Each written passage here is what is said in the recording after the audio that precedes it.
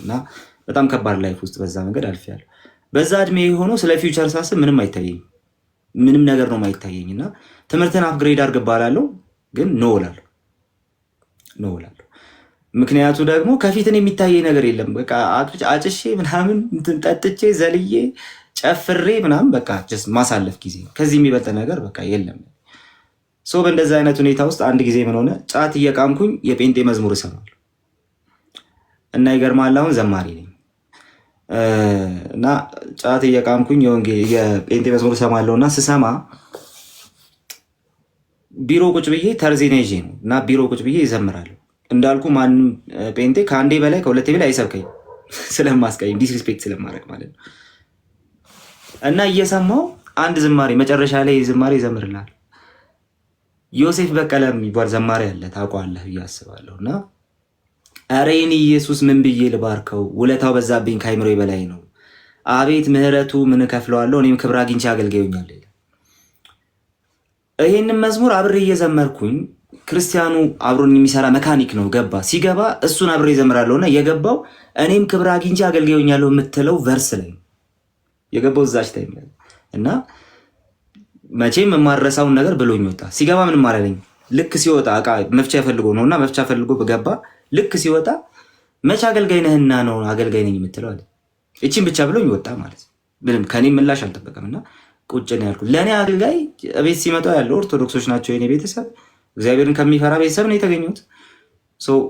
ሲመጡ ንስሐ አባቶች የሚሰሩትን ያለው በጣም ድንቅ ድንቅ ቀሳውስትም አውቃለሁ እና የገብርኤል ማህበር ነበረኝ። እዛ አንድ ቄስ አውቃለሁ።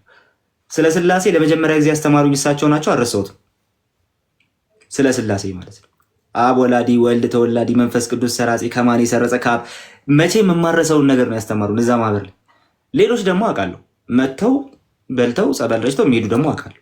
በሁለቱም በኩል የማይሆን ካራክተር ያላቸው አውቃለሁ። ግን ለሁለቱም እኔ የአገልጋይነት ሜንታሊቲ የሰጠኝ ሀሳብ ምንድን ነው? ሰዎች የሆነ ሌላ ነገር መሆን ሳይችሉ ሲቀሩ የሚገቡበት በቃ ያንን ነው።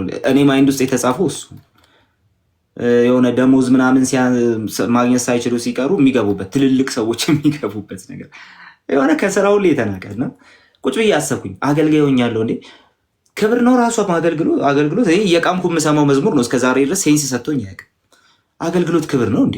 እንዴት ነው ነገሩ? ሲሪየስሊ በጌታ ፊት ነው የምነግራቸው። ግራ ገብቶኝ ማለት ምን ማለት ነው? በኋላ ሲመጣ ግን ጠየቅኩት፣ ምን ማለት ነው? እስቲ መዝሙር አብራራ ባልኩት ሄዶ ሮሜ ላይ ነው ያረፈው። የጌታ ኢየሱስ ክርስቶስ ሐዋርያ የሚለው ላይ ሐዋርያው ጳውሎስ ከዛ ለዚህ ወንጌል ተለየ። ይህም ወንጌል በስጋ ከዳዊት ዘር ስለተወለደ እንደ ቅድስና መንፈስ ከሙታን መነሳት የተነሳ በኃይል እግዚአብሔር ልጅ ሆኖ ስለተገለጠ ስለ ልጁ ነው አለቀ። እና ለዚህ ወንጌል አገልጋዩኝ ተለይቻለሁ ይላል። አገልግሎት ስለ ኢየሱስ ክርስቶስ ማውራት እጅግ በጣም የከበረ ዘላለማዊ ተስፋ ያለው ነገር፣ ወንጌል ደግሞ ስለ ልጁ ብቻ ነው። እቺን ነገረኝ። ሮሜ 8 ላይ ወሰደኝ። ማንኛውም ጴንጤ ሮሜ 8ን በቃ በቃሉ ነው የሚያውቀው። ከዛ ዮሐንስ 3 ላይ ወሰደኝ። ማንኛውም ጴንጤ በቃሉ የሚያውቀው ጥቅስ። ህይወት የተቀየረ ነው ማለት ቁጭ ብዬ መጠየቅ ጀመርኩ። ላይፌን መጠየቅ ጀመርኩ። ሪሊ ይህንን አገልግሎትማ ማገልገል በቃ ክብር ነው ማለት ነው ወደሚል ሀሳብ መጣሁ። ዝም ብሎ አልመጣሁም። በጣም ታግያለሁ ከራሴ ጋር። አንዳንድ ልተዋቸው የማልችላቸው ነገሮች ነበሩ። ከነሱ ጋር መታገል ጠይቆኛል፣ መወሰን ጠይቆኛል። ያለሁት በኦርቶዶክሳውያን ተከብቤ ነው። ቤተሰቤ ኦርቶዶክስ ነው። በዛ ውስጥ ደግሞ በጣም እግዚአብሔር የሚፈሩ ወገኖች ናቸው። የኔ ህይወት እንደነሱ አይደለም እና ከዛ ውስጥ መውጣት በጣም ከበደ። የገባኝ ነገር ደግሞ አለ። ጥያቄ መጠየቅ ጀመርኩ። የመጨረሻው ማህበሬ የማርያም ማህበር ነች። የዓመት ነው ደግሞ የሚደርሰኝና በጣም ከትልልቅ እናቶች ከተረጋጉ እናቶች ጋር ማለት ነው እና ግራ ማርያም አሁን ለማርያም ማህበር ምናምን ብዬ ቁጭ ብዬ መጠየቅ ጀመርኩ እና የሆነ ጥያቄ ስጠይቅ እቤት ገብቷቸዋል። ምን አይነት ነገር እየተካሄደ እንደሆነ ገብቷቸዋል። ምክንያቱም ሌላ ዓለም ውስጥ ገብቻለሁ እና አንድ ቀን እናቴ መጣችና ገልጣ አየችው። እዚህ ጋር ክሩ አለ። ከዛ በኋላ ምን እየተካሄደ ነው አንተ? ከዛ አይ ይቅርብሽ አልኳት። አይ ንገረኝ። አይ በቃ እኔ ኢየሱስ የሚባለው ስቦኛል እና ጴንጤ መሆን ፈልጌያለሁ። እንዲህ ነው ጴንጤ መሆን ፈልጌያለሁ። የሚነግሩኝ ነገር ሁሉ የሚስብ ነው እና የምጠይቀውን ጥያቄ እናንተ አትመልሱ። እና አንድ ቄስ ነበሩ፣ ይመጣሉ ይሄዳሉ ምናምን፣ ይኸው እሳቸውም አይመልሱም አልኳት። ከእሳቸው ጋር ደግሞ መጥፎ ታሪክ አለን። እንደ ንስሐ አባት ምናምን አይደሉም። መጥፎ ታሪክ አለን። ጀስት ወደ እንትኑ ወደዚህ ወደ ጨለማ አሰራር የሚሄዱ ሰው ናቸው። ከዛ በፊት የማውቃቸው ቄስ በጣም ድንቅ የሆኑ ቄስ ናቸው። እኚኛው ደግሞ ከመተት ጋር ግንኙነት አላቸው። ሁሉም እንደዛ ናቸው እያልኩ አይደለም። ማንም ሰው ሚስ አንደርስታንድ እንዳያደርገኝ ማለት ነው። ግን አሉ በቃ እንደዛ አይነት አሉ። እኛም ቤትም ሌቦች አሉ፣ እዛም ሌቦች አሉ። እሱ የሚያከራክር ነገር እና ማንም የሚመልስልኝ አጥቻለሁ። ስለዚህ እዛ ደግሞ ጥያቄ እየጠየቅኩ እየተመለሰልኝ ነው። መጽሐፍ ቅዱስ እጄ ላይ ያለ እያነበብኩ ነው። ስለ ኢየሱስ ደጋግሜ እየሰማሁ ነው። ጣፍቶኛል። እኔም እናንተን ብትሆኑ ደስ ይለኛል ስላት እናቴ ደነገጠች፣ ተናደደች በጣም እና ፋዘር እስኪመጣ ተጠበቀ። አባቴ ሲመጣ ተነገረኝ። ወይ ይሄን ሀሳብህን ታቆማለህ፣ ካልሆነ ደግሞ ከዚህ በኋላ የኛ ልጅ አይደለም። ስራ አለኝ ብያቸዋለሁ። ስራዬ ደሞዟ ትንሽ ነው። ደሞዟ 800 ምናምን ብር ነው። በጣም ትንሽ ብር ነው። እኔ ገንዘብ የማገኘው ለሱስ ምናምን የሚሆን ገንዘብ የማገኘው ከዛው መስሪያ ቤት እየሰረኩ እና ጀስት በጓዳ የምታገኛቸው ብዙ ገንዘቦች አሉ፣ ያልተቀደሱ እግዚአብሔር ያልሆኑ ገንዘቦች። በቃ ሰይጣን አሳልፎ ነፍ ብር ይሰጣል፣ ከዛ በጀርባ ይቀበላል። የሚቀበል ገንዘቡን አይደለም ህይወትን ነው የሚቀበል፣ ላይፍን ይቀበላል። ከዛ በኋላ ተባልኩኝ፣ ኧረ በታምር አልኩኝ። በቃ ውጣ ተባልኩ፣ ከቤት ውጣ ተባልኩኝ። ሲመስለኝ ደሞዜ ትንሽ ስለሆነ ያለ እነሱ ድጋፍ እንደማልቆም እርግጠኞች ነበር። ስለዚህ ያ ነገር ያስፈራረዋል ብለው አስበዋል። ወጣው ያደኩበት ሰፈር ሄጄ ኮተቤ አካባቢ ተከራውን ያለው ዘው ተከራይ።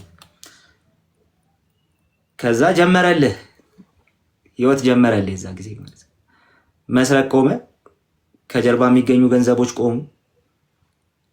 እንደዛ የነበሩኝን ነገሮች ሁሉ በጣም በቃ አንዳንድ ሱሶቼ ታግለውኛል። ታግለ መቆም ስላለበት ማለት ነው። አንዳንዶቹን እርግፍ አድርጌ ተውኳቸው። ጀስት እነዛን ጓደኞች እርግፍ አድርጌ ተውኳቸው። ከዛ በኋላ ብር ከየት ይምጣ? ብሯ ትመጣና የቤት ኪራይ ከፍላ ታቆማለች። ገንዘብ ከየት ይምጣ? ከኮተቤ ገርጂ፣ ከገርጂ ኮተቤ በእግሬ እየተመላለስኩ መስራት ጀመርኩ። ብር ስለሌለኝ ገንዘብ ስለሌለ እጄ ላይ የምበላው ራሱ እዛ እየተመዘገብኩ በላለሁ። ከቤት ስባረር 2 ሱሪ ነበር የነበረኝ። ሁለቱም ተቀደዱ፣ ተጣፉ፣ ተሰፉ እና የተቀደዱት መጥፎ ቦታ ነው፣ የተሰፋው ስፌቱ ይታያል ማለት ነው። ጫማ አልቆ በካልሲ ማለት ትችላለህ መሄድ የጀመርኩት። ከባድ ስትራግል ውስጥ ነው የገባሁት። በዛ ጊዜ ሁሉ ውስጥ በእግዚአብሔር ፊት የምነግራቸው አንድ ነገር አለ። ከሰፈር ከገርጂ ወጥቼ በእግሬ ኮተቤ ደርሼ፣ በዛ ድካም ማለት ነው ኮተቤ ደርሼ የሚታየኝ ምን እንደሆነ ታውቃለህ? መጸለይ፣ መንበርከክ። ከተንበረከኩ አልነሳም። ከ2-3 ሰዓት በላይ እቆያለሁ። ስለ ኢየሱስ ማሰብ፣ ስለ ኢየሱስ ማንበብ፣ ስለ ኢየሱስ መስማት የሚያስደስተኝ ነገር ነው። በዙሪያ የከበበኝ ከበባ ሁሉ ጠፋ። ምንም ነገር ነው የሌለው። በዙሪያ ምንም ሰው የለም። በቃ የተከራየሁበት ቤት ያከራዩኝ ሰዎች ብቻ ናቸው ያሉት። ከነሱም ጋር አልቀራረብም። ገብቼ እስክጸልይ ችኮ ላይ አልኩ። የነካኝ ነገር አለ። የመጀመሪያ ቀን ተንበርክኬ ጌታ ኢየሱስ ሆይ ያልኩባትን ቀን መቼም ማረሳት። እኔ ቸርች ኦፊሻሊ ሄጄ እጄን አንስቼ ንስሐ የገባሁት ቤቴ በዛች የተከራየኋት ቤት ቤቴን ቆልፌ ከሱ ጋር ከጨረስኩኝ በኋላ ሮጬ ቤቴ ገብቼ መጸለይ ነው የምፈልገው። በዛ ሁሉ ውስጥ የተከሰቱ ነገሮች አሉ። በእግሬ በጣም መላለሳለሁ። ሰውነቴ አቅም የለውም። በድራግ ምናምን እንትን ተደርጓል፣ ተጎድቷል። አሁን ከምታይም በላይ በጣም ጎስቋለን። በዛ ምክንያት መታመም ጀመርኩኝ። ብሮንካይትስ ያዘኝ። ከዛ ቀጥሎ በእግሬ በጣም ስመላለስ ስለነበረ እግሬ ላይ ጉልበቴ ወለቀና ደም ገባ። ጉልበቴ ውስጥ ደም ገባ። እግሬ መሄድ አቃተው። ስለዚህ ያቺን ትንሽ ብርም ማግኘት አልችልም ለቤት ኪራይ ራሱ ማለት ነው። ያ ብቻ እንዳይመስልህ፣ እሱን እንደምንም እየታገልኩኝ መኖር ቀጠልኩ። ከዛ በኋላ ግን የሆነው በጣም አሰቃቂ ነገር ምን መሰለህ? መስሪያ ቤት ሄጄ ገንዘብ ተመዝግቤ ካልሆነ በስተቀር ምግብ የለም። በዱቤ ተመዝግቤ ነው መስሪያ ቤት የምበላው ማለት ነው። በዛ ሁሉ የሆነ ሰዓት ላይ ፌንቶኛ ቃሉ መስሪያ ቤት ሳልሄድ ቅዳሜና እሑድ ከዋልኩኝ ቅዳሜና እሑድ ምግብ አለ እና ፌንቶኛ ቃሉ ምግብ የለም ሰውነቴ ውስጥ ፌንቶኛ ቃሉ እና እሱ ሁሉ ነገር እግዚአብሔር እያስከፈለኝ ነው። እንደ የበደልኩትን ሁሉ ያልሰራሁት ኃጢአት የለም። በዚህ ሁሉ ውስጥ ጌታ ያገኘኝ እኔ ሁሉን ኃጢአት ሰርቼ ጨርሼ ሰው ለመግደል ሳስብ ሰው ለመግደል እያሰብኩ ጌታ በዛ ሁሉ ውስጥ ያለፍኩት ማለት እሱ እየቀጣኝ ይሆን እንዴ ማለት ጀመርኩ። እንዴ ይቀጣል እንዴ? እግዚአብሔር ራሱ ይቀጣል እንዴ? ፎር ዛት ማተር በዛ ሁሉ ስላለፍኩኝ ተቀይሞኝ ነበር ማለት ነው። እያስከፈለኝ እያስተፋኝ ነው። በጣም በቃ የራሴ ቴዎሎጂ ነፍ ቴዎሎጂ ሰራው ማለት ነው። ግን እንደዛ ሪያሊቲው እሱ አልነበረም። በዛ ሁሉ ውስጥ ሳልፍ አንድ ነገር ነበር፣ የሱ ፍቅር። ያ በቃ ገብቼ ሩጬ ቤቴ ገብቼ ተንበርክኬ የማገኘው ጌታ አለ። እቤት የሚጠብቀኝ አባት አለ። ጎንበስ ብዬ ስጸልይ ፀጉሬን እያሻሸ የሚሰማኝ የሚመስለኝ አባት አለኝ። አይገርምም? መቼም ቢሆን ሉዝ ማድረግ የማልፈልገው ነገር ቢኖር ይሄ ነው በህይወት። ዛሬ ማንም በእኔ ህይወት ቢመጣ ቤት ግድ የለኝ። አንድ ነገር ላይ ግን በጣም ግድ አለኝ። ስለ አንድ ነገር ሲነገር፣ ስለ አንድ ነገር ሲወራ እኔ አልችልም። አንድ ነገር ማጣት አልፈልግም። ኢየሱስን ማጣት አልፈልግም። ያዳነኝን ማጣት አልፈልግም። እና የሚያስቁ የሚመስሉ አሰቃቂ ነገሮች አሳልፌያለሁ። አንድ ቀን ራበኝ፣ ቤት በጣም ራበኝ እና ስፈልግ ከሩዙ ቆሻሻው የሚበዛ ሩዝ አገኝ። ትንሽ ይሄ ናት፣ ቆሻሻ ይበዛል። በቃችን ስቲል ብላት ነው ብዬ ጣድኳት፣ ውሃ ላይ ጣድኳትና በእግሬ ስለመጣሁኝ ደክሞኛል። እስቲ በጋደም ልበል ብዬ መጽሐፍ ነገር ይዤ ጋደም አልኩኝ ማለት ነው። የተነሳሁት ታፍኜ ነው እና ስነሳ ለካ እንቅልፍ ድካሙ ስላለ ወስዶኝ የጣድኳት ሩዝ አራለች እና ከሰል ሆናለች። ጭሱ አፍኖኛል፣ ቤቱን አፍኖታል። ከዛ ተነስቼ እንደገና ቤቴን እንትን አድርጌ ተኛሁ። ምግብ ሲያምረኝ ቀረ ማለት ነው። የሚገርመው እንትን አልነበረኝ። ከዚህ ሁሉ ውስጥ ከወጣው በኋላ ግን አንድ ነገር ታወቀኝ። በዚህ ሁሉ ውስጥ ያለፍኩት በባዶ ቤት ጌታ ራሱን ሊያሳየኝ ፈልጎ ነበር። እዛ ባዶ ቤት ውስጥ የተዋወቅኩት መተዋወቅ ከጌታ ጋር መቼም ቢሆን እንዳልላቀቁ አድርጎኝ፣ መቼም ቢሆን ከእግሩ ስር እንዳልነሳ አድርጎኝ። አሁን ባለትዳር ነኝ። በቅርቡ ልጅ ወልጃለሁ። የልጅ አባት፣ ቤተክርስቲያን አገልጋይ ነኝ። የሚከተሉኝ ልጆች አሉኝ፣ ሰዎች አሉኝ። ቸርች በቃ እንዳስተምር የሚፈልጉ ሰዎች አሉ። መንፈሳዊ አባት አለ፣ ጓደኞች አሉ፣ የሚሰሙኝ ሰዎች አሉ፣ ስለ እኔ ጥሩ የሚያስቡ ሰዎች አሉ። ባለቤቴን በጣም ወዳታለሁ፣ በጣም ትወደኛለች። አሁን ልጅ ወልጃለሁ። ጓደኞች አሉኝ፣ አንዷ ማኒ እና ከዚህ ሁሉ የሚበልጥብኝ አንድ ነገር አለ፣ ኢየሱስ ይባላል። ከሁሉም ጋር መኖር እችል ይሆናል፣ ያለ እነሱም መኖር ይችላል።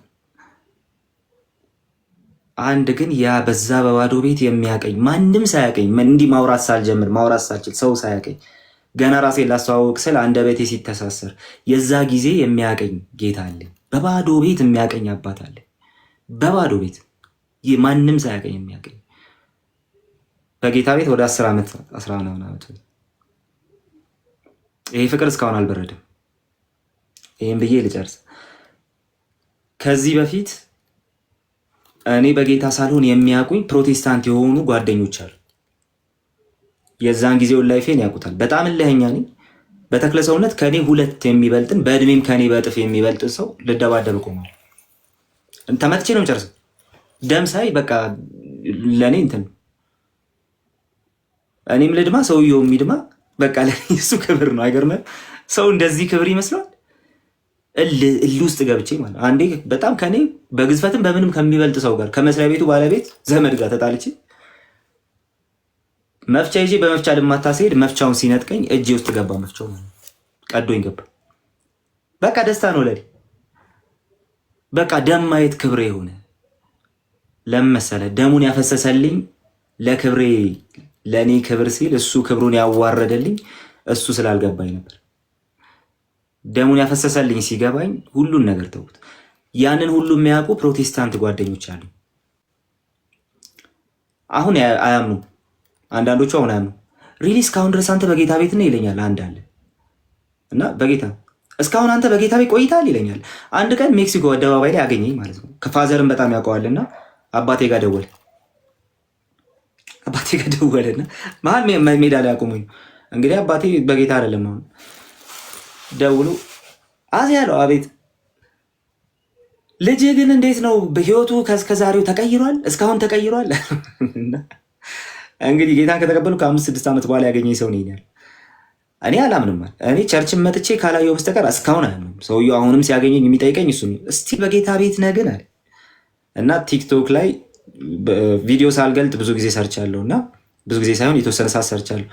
በቪዲዮ ስወጣ ነው ያወቀውና ኦኬ እያወራ ነው ማለት ነው ስለ ጌታ። እስካሁን ህይወትህን ባላቅም ማለት ለምን መሰለ የማይቀየር የሚመስልን ነገር ጌታ ይቀይራል። እኛ የምንወደው ይመስለናል እንጂ የወደደን እሱ ነው። እኛ የምንኖርለት ይመስለናል እንጂ በልጁ ሞት የዋጀን እሱ ነው። በልጁ ሞት ያዳነን እሱ ነው። በማይለቅ ፍቅር ነው የወደደን። አንዳንዴ ሰው ነኝና ይከፋኛል፣ ይደብረኛል፣ የሆነ ነገር ዲስከሬጅ ያደርገኛልና ልወጣ ሞክራለሁ። ኡፍ በቃኝ ምናምን የምልበት ጊዜ አለኝ። የዛ ጊዜ የሚመልሰኝ አንድ ነገር ብቻ ነው፣ ፍቅሩ። በመስቀል ላይ የሞተልኝ እሱ፣ ያዳነኝ እሱ እና እኛ እንደኛ እንደወደድ ነው አይደለም አለ ሐዋርያው ዮሐንስ ሲናገር። እሱ እንደወደደ ነው ነፍሱን እንደሰጠልን ልክ እንደዛ ነው። በቃ ፍቅር ማለት ይሄ ነው። ይህን ፍቅር ትቼ የትም ነው መሄድ የማልችል። ሁሌ ከእግሩ ስር ነው የምታገኝ። ሰው ነኝ፣ ልበደል እችላለሁ። ሮጬ እግሩ ስር ነው የምታገኝ። ከእኔ በላይ ደካማ የለም። እዚህ ውስጥ 3.6K ሰው ይታየኛል። ከዚህ ሁሉ ደካማ ትሁት እየሆንኩ እንዳይመስላችሁ፣ ራሴን አውቀዋለሁ። በጣም ደክሜ ከዚህ በኋላ ሳልወጣም ባልኩበት ሁኔታ ውስጥ እንኳን እጁን የሚዘረጋልኝ ጌታ አለ፣ የሚያበረታኝ እንደገና እንደ ብርቱ የሚያቆመኝ ጌታ አለ። በጣም ይደንቀኝ። ወደ ነበርኩበት እንዳልመለስ የሚያደርገኝ ነገር ይሄ፣ እንዳልወጣ የሚያደርገኝ ነገር ይሄ። ዛሬ በቤቱ ጌታን አገለግላለሁ፣ አስተምራለሁ፣ እዘምራለሁ። ስነ መለኮት ተምሬያለሁ። ደግሞ እየተማርኩ ነው። 3ኛውን ዲግሪ እየተማርኩ ነው። ደግሞ እያስተማርኩ ነው። በቴሌግራም ኦንላይን ማስተምራቸው ሰዎች አሉ። ቲክቶክ ላይ በየሳምንቱ 2 ጊዜ አስተምራለሁ ምናምን የሚሰሙኝ ሰዎች አሉ። ግን ለእኔ አንድ ነገር ይበቃኛል። ለእኔ ክብሬ እሱ ብቻ ነው። እሱም ደግሞ በጸጋው የሸፈነኝ ጌታ። እሱ ሲሰማኝ በቃ ደስ ይለኛል። እንደሚሰማኝ ስለማቅ ከቤቱ አልወጣም፣ እንደሚያየኝ ስለማቅ ከቤቱ አልወጣም። እና እዚህ ያላችሁ ሁላችሁም ማለት ነው የጌታ ጸጋ ከእኔ ተነስቶ ብታዩ ሁለተኛ ሰላም አትሉኝ። በጸጋው የቆመ ሰው ነው የምታየው። አንተ ወደዚህ ጸጋ መጣ፣ በጣም ደስ አለን፣ ሐሴት አደረገን። ሁሌ የሚወድህ ሁሌ የሚጠብቅህ፣ ምናልባት የሆነ ቀን ብደክም እንኳን በፍቅር እጁ ዘርግቶ ዝም ብሎ የሚጠብቅ እስክትመለስ የሚጠብቅህ ጌታ አለ። ያገኘህ ያ ድንቅ ጌታ ነው። ስለዚህ በጣም ከኛ ጋር ህብረት ስለምታደርግ ከጌታ ጋር ህብረት ስላለ ስለዚህ ሁሉ እግዚአብሔር ይመስገን እና ጌታ ይባረክ። ተባረክ ወንድሜ። አሜን። በጣም ልዩ ነገር ነው። ብዙዎቹን የሚያበረታ ነገሮች ነው የምትናገሩት ሁላችሁም። ማህዬም ባለፈው ስታስለቅሰን ነበር። አማንዬ እንኳን ብዙ ነገር ውስጥ አላለፈም፣ ብዙ ፈተናዎችን አልተቀበለም። እግዚአብሔር ረድቶታል። ያንተ ግን ይለያል። ከቤተሰብ ጋር ያለ ነገር በአሁኑ ሰዓት እንዴት ነው? እዛ የምትሰራበት ቦታ ላይ ያሉት ሰዎችስ እንዴት ነው? እሱን ነገር ብትነግረኝ ደስ ይለኛል። ምክንያቱም የቤተሰብ ነገር ከባድ ስለሆነ ማለት ነው። ያ በጣም ከቤተሰብ ጋር ያለኝ ነገር በጣም ከባድ ነበር። የሆነ ሰዓት ላይ ትራንስፖርት ሳገኝ ይሄዳል የነበር ያኔ ማለት ነው። ጌታ እንደተቀበልኩበት ጊዜ ትራንስፖርት የምትሆን ሳንቲም ካገኘው ሮጬ እሄዳለሁ። ምክንያቱም እኔን ያገኘው እነሱንም እንዲያገኛቸው ስለምፈልግ እና ተስፋ አልቆረጥኩም፣ እሄዳለሁ። እናቴ በጣም ታለቅሳለች፣ በጣም ነው የምታለቅሰው። ይህን ተናግሬው አላውቅምና ልንገርህ፣ እሷ ቤተክርስቲያን ስለማትሄድ ነው ልጇ ጴንጤ የሆነው ተባለች።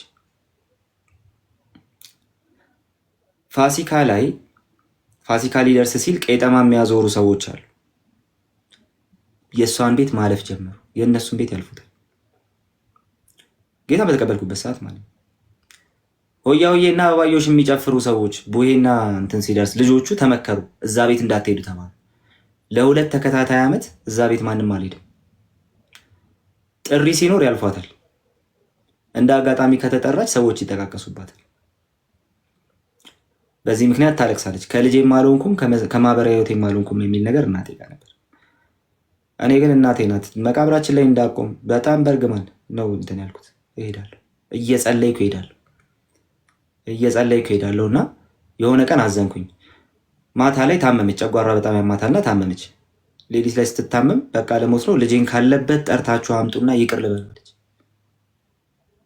ካለበት ጠርታችሁ አምጡና ይቅር ልበሏለች። ያወራው ሁሉ ዳር ቀረ። የሆነ ሰዓት ላይ የህይወቴን መቀየር ሲያዩ ገረማቸው፣ በጣም ገረማቸው እና ሲሄድ 20 ብር 30 ብር ምናምን ይሰጥተው ይልኩኛል ምናምን፣ እስቲ እየተሳደቡ እየተራገሙ ይልኩኛል ምናምን እና የሆነ ሰዓት ላይ ቅድም ያልኩ ጉልበቴ ወለቀና ደም ገባ፣ በጎን በኩል ወለቀ፣ ደም ገባ። በጣም እግር መንገድ እጠቀም ስለነበር እና በዛ ምክንያት እግሬ በጣም አበጠ።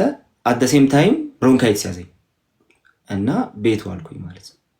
ምግብ የለም፣ መድኃኒት የለም፣ ሕክምና የለም፣ ቤቱ አልኩኝ። ከዛ በኋላ ሰዎች ሰፈር ላይ ስለሆነ ሰዎች ነገሯት። እነሱ ከዛ ለቀው ለገዳዲ ሄደው ነበርና ነገሯት። የት አባቱ ምናምን አለች። የእናትነት ልብ ነው ግን በጣም ማልቀስ ጀመረች አሉና መጨረሻ ላይ መጡ፣ ይዘውኝ ሄዱ፣ አሳከሙኝ ምናምን። ከዛ ወደ ቤት ተመለሳሉኝ። እኔ ጥማኛለች፣ ሮጬ ሄጄ በመጸለይ ቤቴ ጥሞኛል፣ አልሄድም አልኩ። በቃ እየተጎዳውም እዚህ ሆናሉ አልኩ። ከነሱ ጋር ግን በዛው ታረኩኝ፣ በዛው ቀጠልን። ከዛ ህይወቴን እያዩ እኔም ስሄድ አላርፍም፣ ሰብካለሁ፣ ወንጌል ሰብካለሁ ምናምን። የመጨረሻ ወንድሜ ጌታን ተቀበለ። በድብቅ ነው ያለው። በስመ አብ 3000 ሰው ፊት አውርቼ በድብቅ ነው ቀባጠሩ። እሺ እዚህ ጋር ላቁምና ግን የሆኑ ያሉ ነገሮች አሉ። እግዚአብሔር ክብሩን ጌታ ይውሰድ። አሁንም ምናልባት ለሚያዩ ቤተሰቦች የሆነች ነገር ልበል ከይቅርታ ጋር። ቤተሰብ በማንኛውም ጊዜ እግዚአብሔር ፍቅር ነው። ስለዚህ ወደ እግዚአብሔር በሄዱ ይቻላል፣ ወደ ሱስ፣ ወደ ዱርዬነት፣ ወደማይገባ ነገር ቢኬድ ነው የሚሻለው። ለቤተሰብ ይህንን ነው የምለው። ማናችሁም ቤተሰብ አንድ ሰው በጌታ ሲሆን ወይም ደግሞ ጴንጤ ሲሆን ወይም የገባው ነገር ኖሮ ወደ ጨዋነት ሲመጣ እንዴት ልትቀየሙ ትችላላችሁ? ጫትቃሚ የነበረ፣ ጠጭ የነበረ፣ ተደባዳቢ የነበረ፣ ሰውን ሲገፋ የነበረ ሰው ወደ መልካም ሲቀየር ለምንድን ነው ቅር የሚላችሁ? በተለይ ማርያምን ካደ የሚባል ታፔላ የሚለጠፈው ለምንድን ነው? የቱ ጋ ነው ቅድስት ድንግል ማርያም የተካደችው? የት ቦታ? መጽሐፍ ቅዱሳዊ ላይ ያለችው ቅድስት ድንግል ማርያም ሁሉም የሚወዳት ናት። ችግሩ ከመጽሐፍ ቅዱስ የፈለሰፋችኋት ቅድስት ድንግል ማርያምን አናቃት። አሮን ኖ ሄር። ከመጽሐፍ ቅዱስ ውጭ ያለችው ቅድስት ድንግል ማርያም የእናንተ እንጂ የጌታ እናት አይደለም። ይሄ ነው ችግሩ። እና በቤተሰብ ደረጃ አሁንም ልንገራችሁ፣ ብዙ ሰው ወንጌል እየገባው ወደ ወንጌል እየፈሰሰ ነው። የግል አዳኙ አድርጎ ክርስቶስን እየተቀበለ ነው። ለምን? የሞተል ማን ነው? ያዳነ ማን ነው? እሱ ብቻ። ማንም የሞተ በዚህ ብትል ማንም አጠገቡ አልነበር። 12ቱ ሐዋርያቶች የት ስናቀው እያሉ ነው የሸሹ። ማንም አጠገቡ አልነበር። ማንም ባልነበረ ከአጠገብ የሚሆነው በጸጋው ያዳነን ክርስቶስ ስለሆነ እሱን መቀበል እንደ ወንጀል ከተቆጠረ ዱርዬነቱ ላይ ለምን ተስማማችሁ? ዱርዬ ሲሆኑ፣ ሌባ ሲሆኑ፣ ተደባዳቢ ሲሆኑ ያልተቀየማችሁ ጌታን የግል አዳኝ አድርጌ የተቀበልኩት ሲባል የምትቀየም ቤተሰብ እግዚአብሔር ልቦና ይስጣችሁ። እግዚአብሔር በልቦና ጸሎት አድርጉ። እናንተም ፈልጉት። እውነቴን ነው የምለው፣ እናንተም ፈልጉት። መጽሐፍ ቅዱስን በብዛት ያነበበ ሰው በብዛት ወዴት እንደሚሄድ ይታወቃል። ወደ ጌታ ነው የሚሄደው። ወደ ጴንጤ የሚሄድ ይመስላችኋል? ኖ፣ ወደ ጴንጤ እየሄደ አይደለም፣ ወደ ጌታ ነው። መጽሐፍ ቅዱስ ስታነብ ከጌታ ጋር ነው የምትታረቀው፣ ከጌታ ጋር ነው የምትሆነው እንጂ ወደ ጴንጤነት አይደለም። ሰው ግራ የሚገባው ወደ ጴንጤነት የሚጎርፊው ኖ፣ ወደ ጌታ ነው ሰው እየሄደ ያለው። ይህንን ነው መረዳት ያለን። ወደ ጌታ እኔ እየሄድኩ ያለው ነው። አላቀውም ነበር፣ ይኸው አላቀውም። እነዚህን ወንድሞች አላቃቸው። ወደ ጌታ የጌታን ቃል ታመጣለና እንወያያለን። ወደ ጌታ እየሄድን ነው። ወደ ጌታ ነው። አምልኮም፣ ዝማሬም፣ ምስጋናም፣ ጸሎትም ሁሉ ነገር የሚገባው እሱ ብቻ ነው። ደሴ ይህንን ነው። እና አባካችሁ እናቶች፣ ወንጌልን ለሚፈልጉ አባቶች አታስጨንቋቸው። በወንጌል ሲኖሩ አትግፏቸው። ለእናንተም የሚጠቅም ወንጌል እንጂ እናንተን በክፉ የሚያሳይ ወንጌል የለም። ሰው ሊገፋ ይችላል። በስሜ የተጠላችሁ ናችሁ ይላል መጽሐፍ። ቀድሞ ነው የሚነግር። ክርስቶስ እንደሚመጣ ያውቀዋል። ይሄ ነገር እንደሚፈልግ ጌታ ያውቀዋል። ቀድሞ ጽፎልሃል። በስሜ የተጠላችሁ ትሆናላችሁ። ተሳቅቄ ነበር ስናገር የነበረው ልጆቼን፣ ሚስቴን፣ እናቴን ስለሚሰድቡብኝ ፈርቼ ነው ብዬ ነበር። ለጥልጧቸው እንደ ዘግዝቃችሁ ስደቧቸው። አልሰማ ለምን የሚያሸንፈውን የሚሟገትልኝን ጌታ አግኝቻለሁ። እንደፈለጋችሁ አድርጓቸው። ፈርቼ ነበር። ለምን ጌታ ውስጥ ያልነበረ ከልቤ አልነበረም። አሁን ግን ከልቤ ገብቷል። የፈለግከውን መስደብ ትችላለህ። የፈለግከውን የስድብ ናዳ ማውረድ ትችላለህ። የሚቀየር ነገር የለም። ክብሩን ጌታ ይውሰድ። ስለዚህ ያንን ለማለት ፈልጌ ነው። መዝሙሩንም እፈልገዋለሁ። ማብራዘር አንተን ያቺ የቃምክ የዘመርካት መዝሙር ታስፈልገናለች ብራዘር። እና ክብር ለጌታ ይሁን። እስቲ እንስማ ወንድሜ እና የምትቀጥለውን እንሰማለን። አይ የዝማሬም ነገር ስላለው ቀጥሎ ቢያካትተው ሀሳቡን ሲጨርስ ፈቃደኛ ሀሳብን ጨርስና ታካታለህ። አማንዬም እንግዲህ የምትለንን ነገር መስማት እፈልጋለሁ። በጣም ተወዳጅ ወንድሜ ናችሁ የምትሆኑት። በስልክ ደረጃ ነው የምናወራው። የስልክ ቅርበት ነው የሚኖረን። እግዚአብሔር ምስክሬ ነው የምልህ። እንደዚህ አይነት ወንድሞች ማግኘትን መታደል ነው። በጌታ የሆኑ ጌታን የሚጠሙ ማንም መጣ ሄደ አማን ሊመጣ ይችላል ሊሄድ ይችላል። ምንም ይመስለኝ ነገር የለም። እኔ ጋር ያለው ክርስቶስን ብቻ አትንኩብኝ ነው ያለው እና ይሄ ትልቅ ነገር ስለሆነ ለእኔም የሚያበረታ ቃል ነው። ቃል ብዙዎቻችንን የሚያበረታ ይሄ አይነት ቃል ነው። ፓወርፉል ጌታ ከኔ አይራቅ እንጂ ሌላ መብት ነው እያልክ ነው። ፍሪ ዊል ነው የሰጣቸውና በጸጋ የወደደን እግዚአብሔር ይባረክ። መልካም ልጨርስና እሺ እዘምራለሁ። ስለ መስሪያ ቤቱ እየጠየቀኝ ስለነበረ ማለት ነው እና መስሪያ ቤት አካባቢ የነበረ ነገር ምንድን ነው? ህይወቴን ሙሉ በሙሉ ስለሚያውቁት ምን አይነት ችግር ውስጥ እንደነበርኩኝ ስለሚያውቁ ሲምፕሊ አጋንንት እንደሰፈረበት ሰው በቃ አጋንንት በአካል አይነት ሰው ስለሆንኩኝ ማለት ነው እና በጣም ስሜት ነው የመሰላቸው። ምክንያቱም ግብት አልኩኝ፣ ግብት ነው ያልኩት። ምክንያቱም አስቀድሞ የነካኝ ነገር አለ፣ ውስጤን ሲበላው የነበረ ነገር አለ እና እርፍ ነው ያልኩት። ያ ጨለማ የመሰለኝ ነገር ሁሉ ነው የተገፈፈውና ወዲያው ከክርስቲያኖች ጋር ህብረት ማድረግ ጀመርኩኝ። ሪቫይቫል ነው የሆነው እዛ መስሪያ ቤት ውስጥ ማለት ነው። ወንጌል አማኞቹም እንትን ማድረግ ጀመሩ። ወንጌል በጣም በርትተው መስበክ ጀመሩ። ግን ከፕሮቴስታንቶቹም ከሌላ እምነትም ያሉት ያላመኑት ነገር አለ። እሱ ደግሞ የነበርኩበት ሁኔታ ከባድ ስለነበረ ማለት ነው። በቃ ይመለሳል፣ ተመልከቱ፣ 6 ወር ተመልከቱት፣ ይመለሳል መባል ተጀመረ እና በቃ 6 ወር አንዱ እንደውም መጥቶ ነው ያለው አንተ 6 ወር ከ6 ወር በኋላ እዚህ አትገኝም። ጴንጤን 2 ወር ተሰጥቶኛል ብራዘር፣ እኔ 2 ወር ተሰጥቶኛል። 2 ወር ተሰጥቶኛል። 6 ወር ነው የኔ ትንኳን ያያየው ነበር።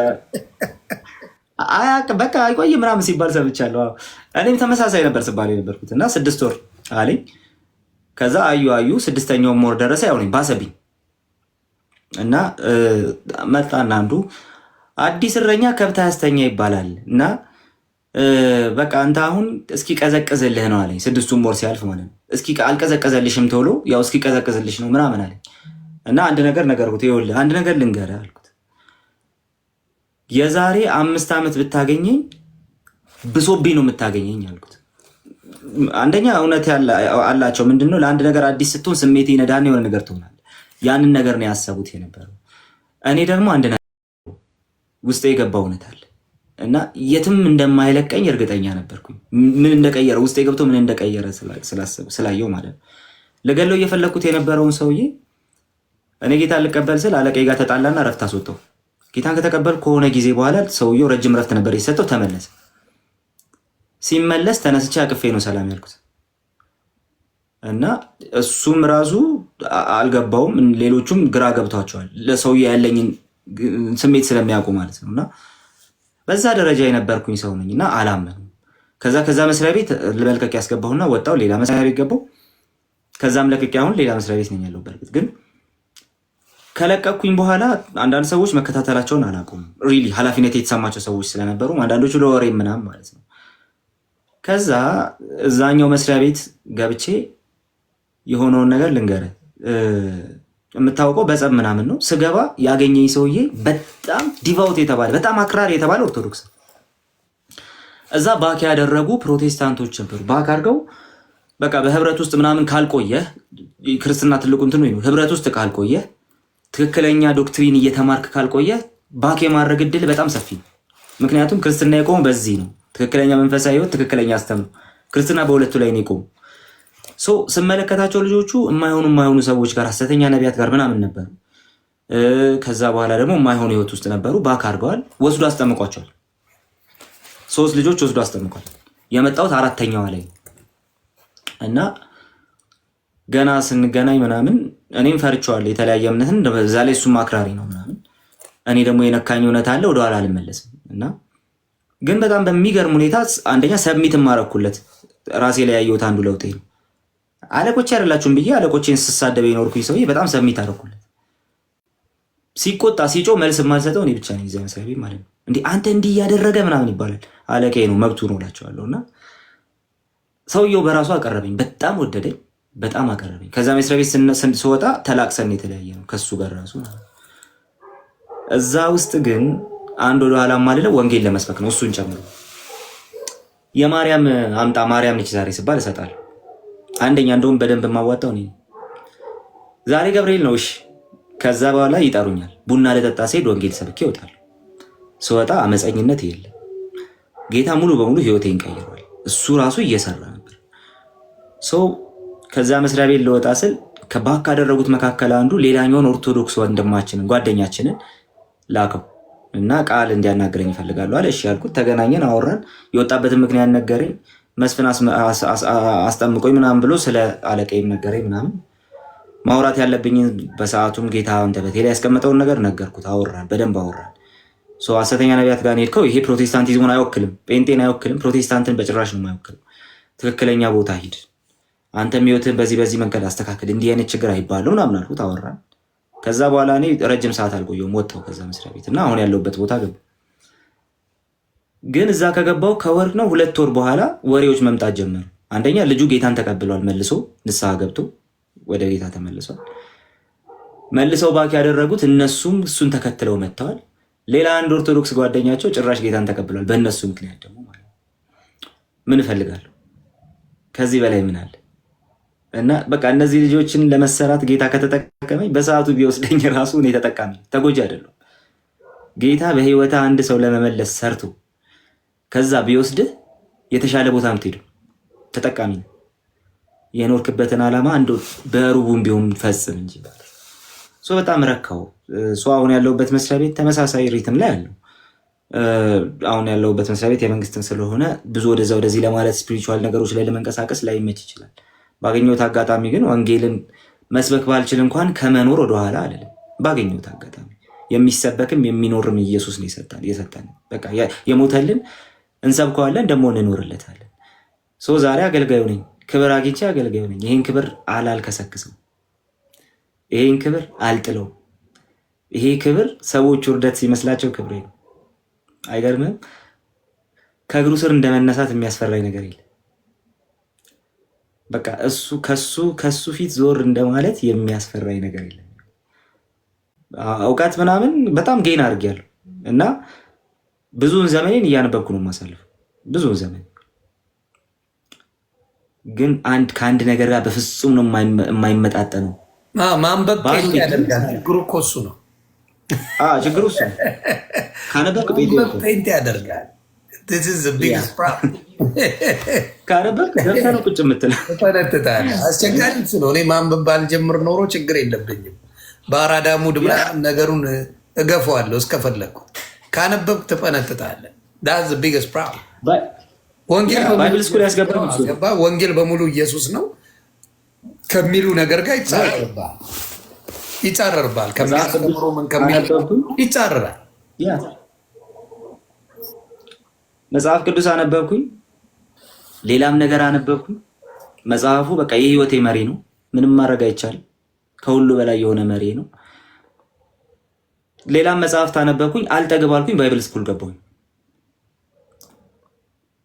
ዲግሪ ተማርኩ፣ አልጠገብኩም። ማስተርስ ተማርኩ፣ አልጠገብኩም። 3ኛውን እየተማርኩ ነው። ገና ወደ ፒኤችዲ ይሄዳል። ጌታ ይረዳኛል። በዚህ ሁሉ ውስጥ አልጠግብም። ሳነብ እኖራለሁ፣ ሳስተምር እኖራለሁ። ከዚህ ሁሉ ውስጥ ግን አንደኛ የሚሆንብኝ ነገር አለ። ማንም እንደኔ ምናምን ቴዎሎጂ ያልተማረ ሰው የሚገባው እውነት አለ። ማንም የሚገባው ልቡን ከፍቶ የሰማው ሁሉ የሚገባው ኢየሱስ ሞቶልሃል፣ ከሞት ተነስቷል። ዛሬ በአባቱ ቀኝ አለ ስለ አንተ እየማለደ። ነገ ደግሞ ጌታ በፍጥነት ይመጣል፣ ከሱ ጋር ይወስዳል፣ እሱ ባለበት ያኖርሃል። በቃ ማንም ሰው ሊገባው የሚችለው እውነት፣ ለእኔ ከሁሉ በላይ የሚከብድ እውነት ይሄ ነው። በቃ በልቤ ላይ የከበደ እውነት። የትኛውንም እውቀት ጥለህ ከዚህ እውነት ጋር ብቻ ተጣብቀህ ኑር ብባል አላመነታም። ክብር አግኝቼ አገልጋይ ሆኛለሁ። ይሄን አልጥለውም። ማንም ሰው እንዳይጥለው የምጸልየው ጸሎት ነው ይሄ። በቃ ክብራችን ኢየሱስ ነው። ያ የገባው የሚገርምህ ምን መሰለህ? ኢየሱስ ገባህ አይደል? አንድ ያወቅከው የሆነ ቀን ሌላ ነገር ገባኝ ብለህ ኢየሱስን ዞር አድርገህ የሆነ ነገር ማውራት ብትጀምር ማለት ነው ይቀልብሃል፣ በጣም ይቀልብሃል። ምክንያቱም የተሰወረ የእውቀትና የጥበብ መዝገብ ሁሉ በእርሱ ዘንድ ነው ብሎ ሐዋርያው ጳውሎስ ነግሮናል። በቃ የእውቀት ጥግ የሆነውን እሱን አውቀኸዋል። ማንም ሰው ጌታ ኢየሱስ ክርስቶስን እንግዲህ ማውራት ስጀምር እንዲህ ነው። ይቅርታ አስቆመኝ። እሺ ሰዓት ከሄደብ ጌታ ኢየሱስ ክርስቶስን ያወቅነው ማወቅ የምንችል ሆነን አይደለም። እሱ ከመታወቅ በላይ የሆነ አምላክ ነው። ከመታወቅ በላይ የሆነ አምላክ ነው። ከመታወቅ በላይ የሆነውን ጌታ ማወቅ የቻልነው እኛን ሆኖ መጥቶልን ነው። ሰው ሆኖ መጥቶልን ማወቅ የቻልነው ማለት ነው።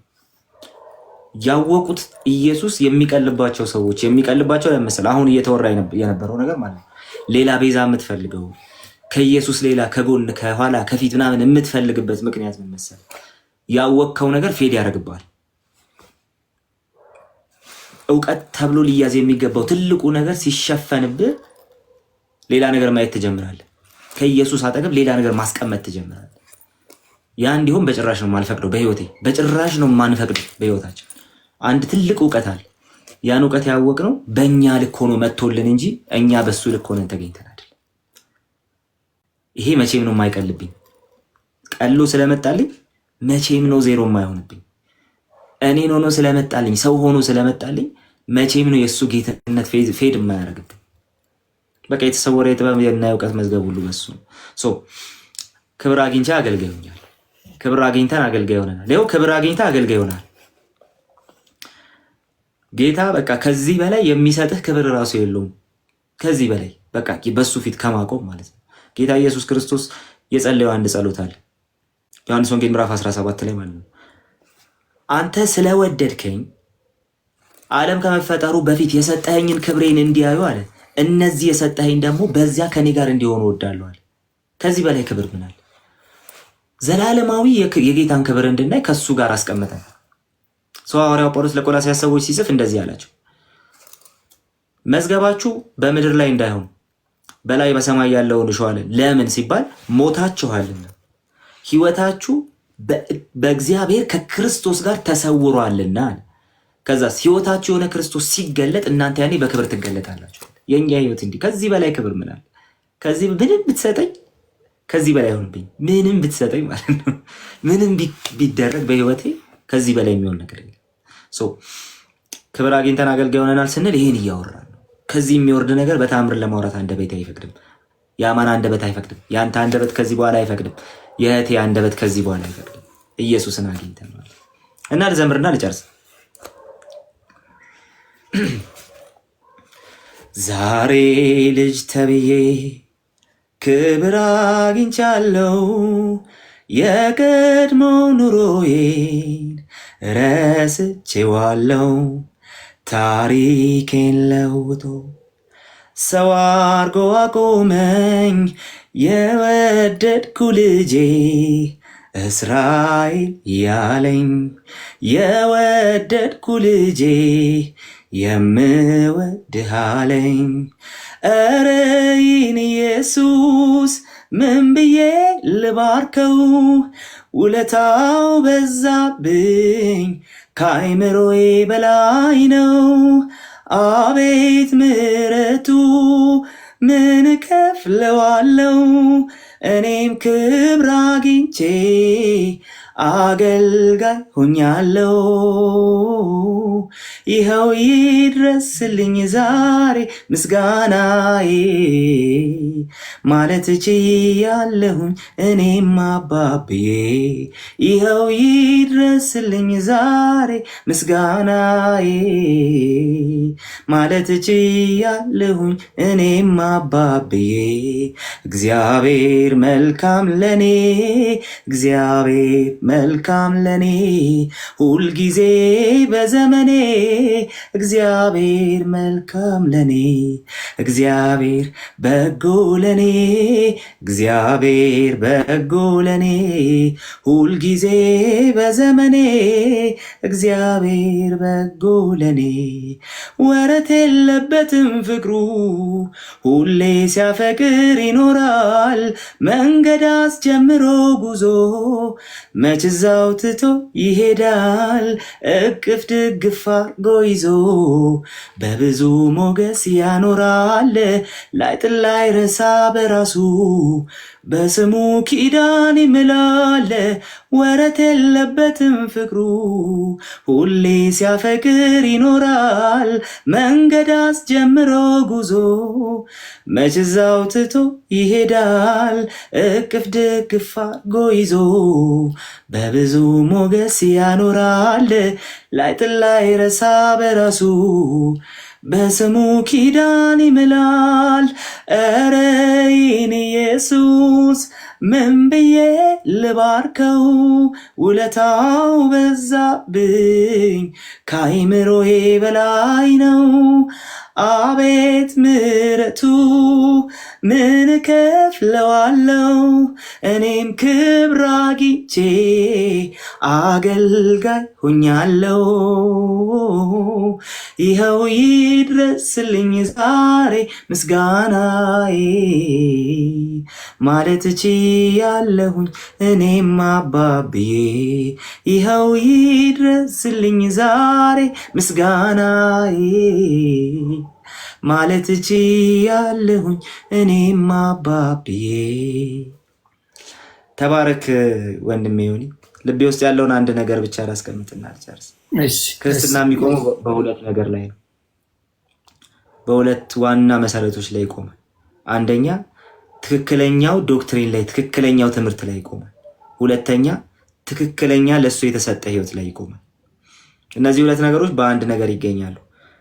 በጸሎት ከእግዚአብሔር ቃል ጋር በመጣበቅ ህብረት በማድረግ ጤናማ ህብረት በማድረግ እነዚህ ነገሮች ከአንተ ጋር ይሆኑ። የጌታ ጸጋና ሰላም ከአንተ ጋር ይሆኑ። በርታለኝ። ትለያላችሁ። የልጅ አዋቂዎች እየመጡ እኮ አንጎላ አረጉም። ቤተሰብ የልጅ አዋቂዎች ጌታ ይባረካቸው። አንደበታቸው በዚህ ሰዓት ስንት ነገር ማድረግ እየቻሉ ወደ አምላክ የተለጠፉ ወንድሞችና እህቶችን ስታገኙ ይደነቃል። በዚህ እድሜ አሁን መዋሸት አልፈልግም። አብዛኛው የተዋህዶ ወንድምና እህቶቼ በዚህ ሰዓት ፓሪ ነው፣ ጫት ነው፣ ሲጋራ ነው፣ መጠጥ ነው አይደል? በዚህ እድሜ እየዋሸው ነው። ጌታን ስንፈልግ ግን በየትኛውም ወንጌል ላይ የኦርቶዶክስ ወንድሞቼ ወደዚህ መምጣት አለባችሁ። በኦርቶዶክስ ሆናችሁ በሌላ እያልኩ አይደለም። በኦርቶዶክስ ሆነ ከዛ ህይወት ውስጥ መውጣት አለባቸው ብዬ ማሰብ መሆንም አለበት። ትውልድ መዳን አለበት። ትውልድ መዳን አለበት። መቼ እንደሚመጣ ጌታን አናውቀው። እኔ በቸርነቱ የጠበቀኝ ነው። እስካሁን በሱ ቸርነት ነው። በእኔ ንግግር መጥፋት ያለብኝ ሰው ነኝ። መጥፋት እንደዛ ኃይለ ቃል ተናግሬ ኢትዮጵያ ገብቻለሁ። መጥፋት ያለብኝ ሰው ነበርኩ። ጌታ ግን ለአገልግሎት የፈለገው ሰው እሱ የመራኝ ጊዜ፣ እሱ የፈቀደ ጊዜ ደግሞ መድረክ ላይ በእግዚአብሔር የሚሳነው ነገር የለም። በዛ ደረጃ አምላኬን የማመሰግንበት ጊዜ ሩቅ አይሆን። ከእግዚአብሔር ጋር በደንብ ተምሬ እንዳልኩ 10 ሳላነብ መጽሐፍ ቅዱስን ሳልማር ድርሻ አለል። ለክርክር የምትመጡ ወንድሞቼ ገና ምኑንም ማቀው ታሪክ የለም። ለዲቤት የምትመጡ ማቀው ታሪክ የለም። ስለዚህ እንዳትሞክሩ። እኔ ወንጌሉን የተጠማው ሰው ነኝ። ወንጌል የክርስቶስ ወንጌልን በደንብ አድርጌ መማር የምፈልግ ሰው ነኝ። ተምሬ ከዛ በኋላ እግዚአብሔር የፈቀደ ጊዜ ወደ መድረኩ እንመጣለን። ከእግዚአብሔር ጋር ማለት ነው። እና እጅግ አድርጌ ነው የማመሰግናችሁ። መጨረሻ ላይ የምትሉት ካለ ማሂዬም አማንዬም እናንተን ማወቄ ካለም እጅግ በጣም ነው ደስ ያለኝ። በጣም ነው የተደሰትኩት። እግዚአብሔር ብዙ ሰው እንደምታዩት ነው ምን ያህል ሰው ቁጭ ብሎ የእናንተን ነገር እየሰማ እንደሆነ የምትረዱት ይመስለኛል። እና እስቲ አማንዬ የምትለውን ልስማ።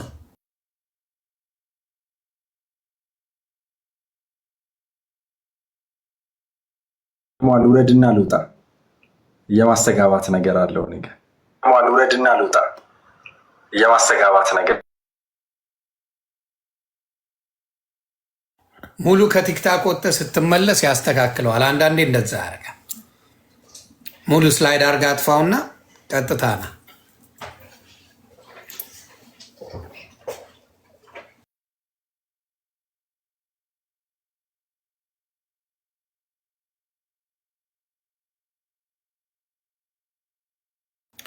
ሌሎቻችሁም በደንብ ትመሰክራላችሁ። የእኔ ቤት እንግዲህ ከዚህ በኋላ የጌታ ቤት ስለሚሆን ሙሉዎቻችሁ እየመጣን እንማማራለን፣ እንማራለን።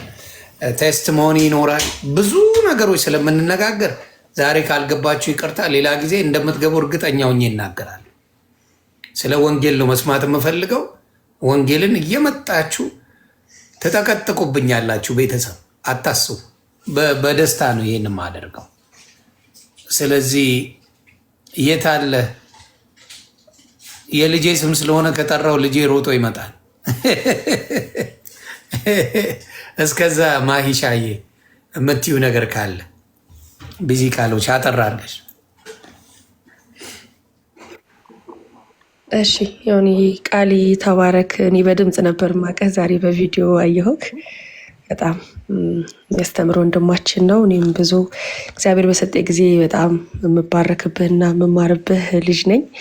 ጌታ ኢየሱስ ክብሩን ይውሰድ። ስለ ምስክርነቱ ስለ ሁሉም ጌታ ይክበር። በጣም ጌታ እያስደነቀን ነው። እየሰማሁኝ ያዳመጥኩ ነው። እንግዲህ በመጨረሻ ምለው ጌታ እድሉን ከሰጠኝ አንድ ነገር ነው ምለው። የእግዚአብሔር ቃል ሲናገር ዮሐንስ 10:9 ላይ በሩ እኔ ነኝ፣ በእኔ የሚገባ ቢኖር ይድናል፣ ይገባልም ይወጣልም መሰማሪያም ያገኛል ስለሚል እንደው በሩ ግራ ገብቷችሁ ላይፍ በብዙ ነገር ምስቅልቅል ያለባችሁ ካላችሁ በሩ ክርስቶስ ኢየሱስ ነው። እንዲሁም ዮሐንስ ወንጌል 14:6 ላይ ኢየሱስ እኔ መንገድና እውነት ሕይወትም ነኝ፣ በእኔ በቀር ወደ አብ የሚመጣ የለም ስላለ ወደ እግዚአብሔር አብ ለመምጣት የክርስቶስ ደም የክርስቶስ ጽድቅ ያስፈልገናልና በዚህ መንገድ የዘላለምን ሕይወት ብታገኙ መልካም ነው። ጌታ ኢየሱስ ሊመጣ ስለሆነ እንደው ተያይዘን እንድንሄድ እንደው ወደ ሲኦል እንዳትወርዱ። ቢካውዝ ወደ ዘላለም ሕይወት የሚያስገባው የክርስቶስ ደም ነውና ይሄንን እንድትረዱ። በተጨማሪም ሐዋርያት 14:12 ላይ መዳን በሌላ በማንም የለም ካለ የእግዚአብሔር ቃል እንድንበት ዘንድ የሚገባል ለሰዎች የተሰጠ ስም ከሰማይ በታች ሌላ የለምና ብሎ ጌታ ኢየሱስ ክርስቶስ በቃሉ በ4 ነጥብ ዘግቶታልና፣ ስለዚህ በኢየሱስ እመኑ፣ ኢየሱስን እወቁት። ክርስቶስን ማመን ወይ ጌታን መቀበል ማለት የሆነ ሃይማኖት መቀየር ሳይሆን የሰይጣንን ኪዳን ያንን ኪዳን አፍርሶ በክርስቶስ ደም ኪዳን ከእግዚአብሔር ጋር መታረቅ ነውና ታረቁ። እኛም ታርቀን ነው ዛሬ ለዚህ ያበቃን። በጸጋው ኃይል ነው ዛሬ ማደር የምታወራውና ቅድም ቃሌ ሲያወራ እንዴ የኔን ታሪክ ነው እንዲህ በተዘዋዋሪ የሚያወራው ለምን ማህደር አይልም እግረ መንገዱ እያልኩ ገረመኝና የጌታ ምሕረት ሳይ ነበር በምስክርነቱ። እንደዚሁ ማማኒ በሚናገርበት የእግዚአብሔር ቸርነት እኔ ብቻ ለካ አይደለሁም ለካ እያንዳንዷ ተይዛ ነው እያልኩ በቃ ብቻዬን እዚህ በጣም እየገረመኝ እግዚአብሔር ነገር ለካ ሁሉም የራሱ መንገድ አለው ዋና የሚመጣበትና ቸርነትና ምሕረቱን እያየሁ ነበርና እናንተም ያለ ምክንያት አይደለም እግዚአብሔር ቁጭ አድርጎ እዚህ እንድታዳምጡ ያደረገው። ሳቁም አልቅሱም ተሳደቡም ዞሮ ዞሮ ያው የሚነቀለው እየተነቀለ ነው፣ እየጠራ ነው፣ ግልጽ ነው። ቢካውዝ የእግዚአብሔር መንፈስ የሚያጠራ ስለሆነ እና ጌታ ኢየሱስ ክርስቶስ ይወዳችኋል። ወደ ዘላለም ሕይወት እንድትመጡ በክርስቶስ ኢየሱስ ስም ደግሞ ወደ ዘላለም እረፍት እንድትገቡ እላለሁኝ። ይሄንን ነው በመጨረሻ ልናገር የምፈልገው። ጌታ ኢየሱስ ክርስቶስ ደግሞ በቤቱ ያላችሁ የጠፋችሁ ካላችሁ እንደዚሁ ሉቃስ 19:10 የሰው ልጅ የጠፋውን ሊፈልግና ሊያድን መጥቷልና አለውና ይላልና የጠፋ ካለ ደግሞ ሊፈልግ የሚመጣ ሊፈልጋችሁ የመጣ ክርስቶስ ኢየሱስ አለ በቃ እንደዚህ እነዚህን ወንድሞች እያያችሁ ጌታ የሚሰራውን እያያችሁ እንድትበረቱ በጓዳ እንድትታረቁ ከጌታ ጋር አባዬ ሶሪ እኔንም አበርታኝ ብላችሁ ብትታረቁ በንስሐ ብትንበረከኩ ባይኔ ምልክት እያሳየ ስለሆነ ጌታና እግዚአብሔር ደግሞ የቅርብ ስለሆነ በንስሐ ዛሬ ማታ በቃ ብላችሁ ወስኑ። እግዚአብሔር ደግሞ ይረዳችኋል፣ ያለ ምክንያት አይደለም። በዚህ ሌሊት ቁጭ አድርጎ እንደዚህ እያስተማረን ያለው መንፈስ ቅዱስና ተባረኩልኝ። ዮንዬ ቴንኪዩ። አሜን። የሆነ ነገር ልበል ከዚህ አንተ እየተናገርክ የመጣልኝ መዝሙር አለ ከአማንዬ በፊት ላድርገው ብዬ ነው እና ከቃል ህይወት ጋር ሙሉ በሙሉ የሚገናኝ ምክንያቱም ወካ አርጌ ከገርጂ ኮተቤ እየሄድኩኝ የሚናፍቀኝ በሬን ዘግቼ እምጸልይለት አምላክ አለኝ ያልከው ነገር ብዙዎቻችን ውስጥ ልባችን ውስጥ የሚቀር ነገር ነው እና እሱን እያልክ የመጣልኝ መዝሙር አለ። እሱን ላሰማችሁ። ምናልባት በጣም ሊነካ ይችላል ይሄ መዝሙር። እውነቴን ነው የምናገረው። ከዚህ በፊት አንዴ ሰምተነዋል። ምናልባት አልነበርክም።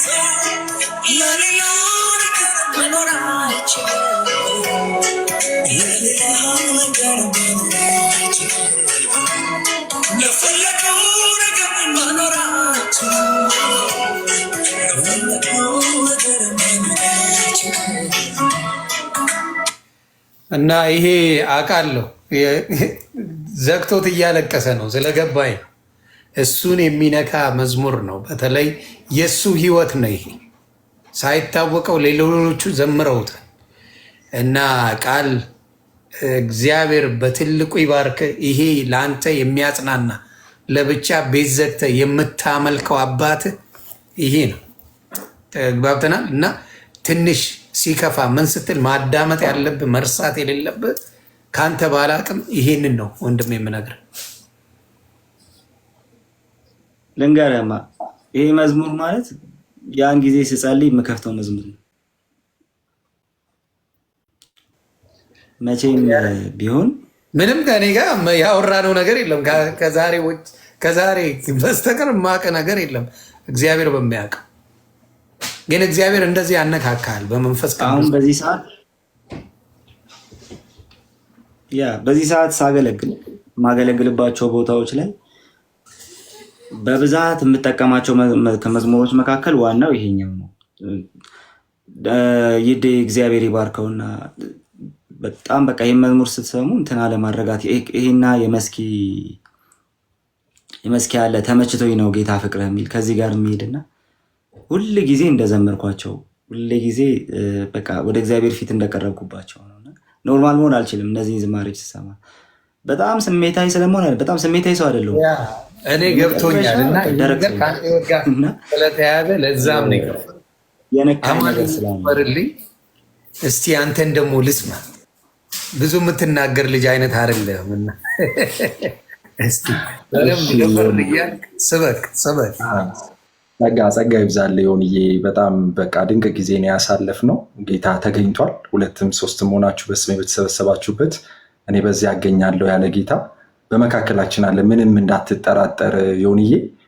ጌታ ባለበት መገኘቱ አለቱ መንፈሱ ባለበት ነው የተጨዋወት ነው እና እንዲያውም በደንብ በወልድ ሆኖ ቃል አንዳንድ ነገሮችን ሲያካፍል እኔም የተወሰኑ በቃ ብጠቅሳቸው ያልኳቸው ነገሮች አሉ። በጣም አጠራ አድርጌ ማለት ነው እና ጌታ ይመስገን እንዳልኩ ያው ዮኒዬ እኔ በዛ እድሜም ቢሆንም ያው በቃ ተደባዳቢ ምናምን ሆኜ ነበረ። ቸርች ግቢ ውስጥ በቃ ሪል ድብድብ ከ3 ሰው ጋር ቸርች ግቢ ውስጥ ተደባድቤ ትምህርት ቤት ያው በየቀኑ እደባደብ ነበርና ከታላላቆቼ ጋር ምናምን ነው የምደባደበው። ለኛ ነኝ በቁጥር ከሚበዙ ሰዎች ጋር ተደባድቤ ያውቃለሁና ቦክስ ወዳለው በቃ እንደዚህ አይነት ከዛ ውጭ ያው ዱርዬነቱም ነበረ። ምንም የጌታ ሴንስ አልነበረኝም እውነት ስነግርህ እዛ እድሜ አካባቢ ማለት ነው። እና ከዛ በኋላ ግን የሚገርም ዲፍረንስ ነው በህይወቴ የሆነው። በቃ ኮሚቴዎች ላይ ሊደር መሆን ምንድነው መድኃኔዓለም ትምህርት ቤት እንደዛው ፌሎሺፕ ላይ በሊደርነት ማገልገል ጀመርኩኝ። ከዛ ያው በጣም በጌታ ፊትም በጾም በጸሎት የማሳለፍም ጸጋ በስቶልኝ ነበረ። ወንጌል በጣም እንሰራ ነበር በዛ እድሜ እና የሚገርም ሪቫይቫል ደግሞ ነበረ የነበርኩበት ኮልፌ ቃለ ሕይወት ውስጥ ማለት ነው። ምናልባት ቃሌም ከሰጠው ምስክርነት አንጻር እንዲሁ በቃ የፋዘርንም ባነሳ ደስ ይለኛል። እና አሁን የኔ ፋዘር ቃማቴ ነበረ፣ አጫሽ ነበር። ገባ ወደ ጌታ ሲመጣ በቃ መንፈስ ቅዱስ ሲነካው ነው ኮምፕሊትሊ ያቆመው ማለት ነው። የእሱ ደግሞ ቅጽበታዊ ነው፣ ጊዜም አልፈችም እና ከዛ ህይወት የወጣው። እናቴም እንደዚ የኦርቶዶክስ ቤተክርስቲያን ዘማሪ ነበረች እና ጌታ ነው ያገኛት። እሷም በዋጋ መክፈሎች ውስጥ አሳልፋለች፣ በኤርትራ እስር ቤት ሁሉ ሳይቀር አሳልፋለች። ግን ጌታ ታሪኳን ቀየረው። ታሪካቸው የተቀየረላቸው ሰዎች ናቸውና እኔም ቻሌንጆች ውስጥ አሳልፍ ያለው የአገልጋይ ልጅ መሆን እንደሚባለው ቀላል አይደለም። ይሁንዬ ደሞዙ በጣም በቃ የተወሰነ ነው እና በጣም በብዙ ቻሌንጅ ውስጥ እየተቸገር ነው ቤተሰብ እስከ መበተን ድረስ ደርሶ እንደዛ አሳልፈናል። እና ከምንም በላይ ማድረሳው ጊዜ 11 እና 12 ደብረ ዘይት ነው ያሳለፍኩት። 4 ዓመት ደብረ ዘይት ቆይቻለሁ። 9ን እዚህ ተማርኩኝ አዲስ አበባ ከውልደት እስከ 9። ከዛ 10ኛ ክፍልን 11ና 12ን እዛ ነው። አንደኛውን ዓመት አቋርጬ ስለቀጠልኩኝ 4 ዓመት ማለት ነው። እና ኦልሞስት 2ቱን ዓመት ከቤተሰብ ጋር አሳልፌ 2ቱን ዓመት ቤተሰብ ሌላ ቦታ ሄዱ እና በጣም የሚላክልኝ ትንሽ ነበረ። የሚገርም ከቤተሰብ እና 500 ብር ነው የሚላክልኝ እና 300 ብሩ ምናምን 200 ብሩ እንደዛ ለኪራይ ነበር የምከፍለው። ከዛ የቀረችዋን ነበርና እንደማይበቃኝ ስለማውቅ አጠፋዋለሁ። የሚገርም ይሁንዬ ያው በቃ የተቸገርኩበትም ጊዜ አለ። እንዲሁ በጣም ጥሩ ገቢ ከሚያገኙ ጓደኞች ጋር አጠፋውና ግን የሚገርም የጌታን ማኖር የሚገርም የጌታን እጅ ያየሁበት ጊዜ ነበረ። እና ፋዘርም መጥቶ እኔ ባላደራ አባትህ ነኝ፣ ዋናው አባትህ እግዚአብሔር ነው ብሎኛ ቃል እና የምርም ያንን እጅ ያየሁበት ጊዜ ጌታ ተናገረኝ እያሉ ሰዎች ይመጡ ነበረ። ዮንዬ ስጸልይ ማንም ችግሬን አያውቅም፣ ያለሁበትን ማንም አያውቅም። ጌታ ተናገረኝ ስጠው አለኝ እያሉ ይመጡ ነበረ ሰዎች።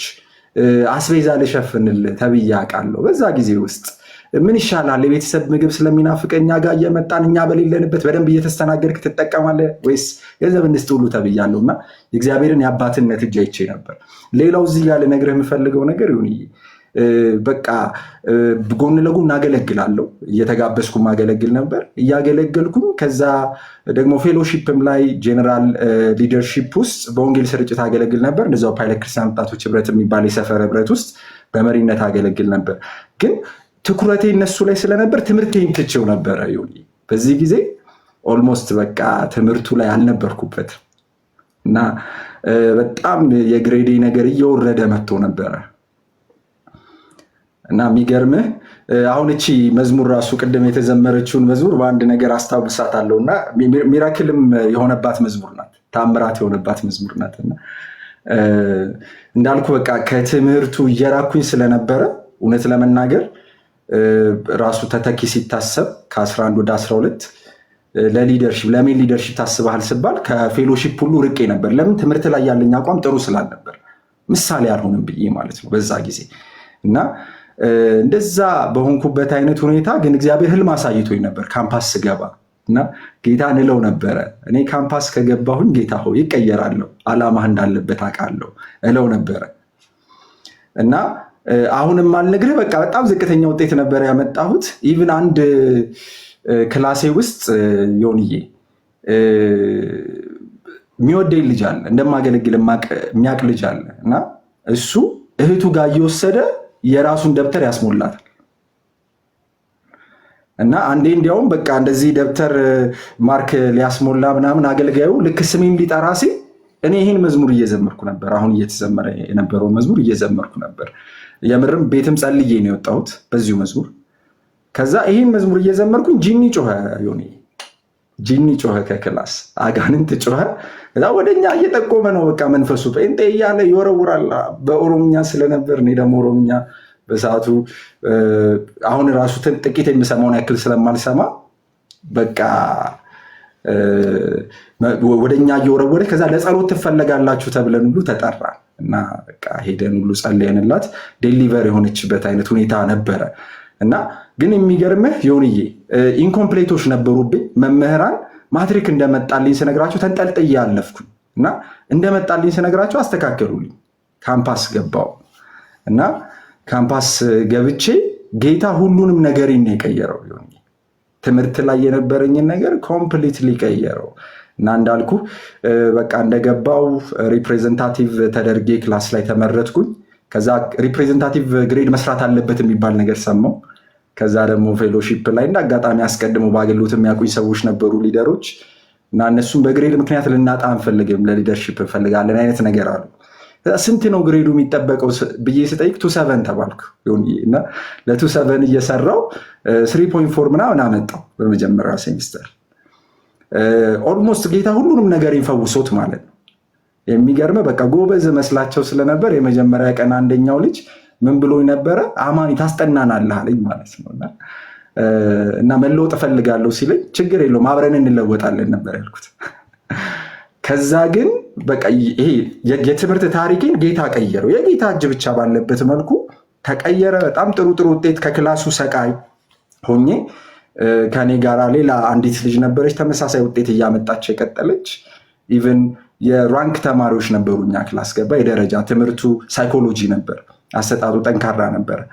ግን በቃ በጥሩ ውጤት በድል እግዚአብሔር አስጨርሶኝ ከዛ እዛው በመምህርነት ቀርቼ ኦልሞስት ከ7 ዓመት በላይ እንግዲህ በማስተማር ሀረማ ዩኒቨርሲቲ ውስጥ ቆይቼ ነበረ። እንደዛው በክሊኒካል ሳይኮሎጂ ባለሙያ ነኝ።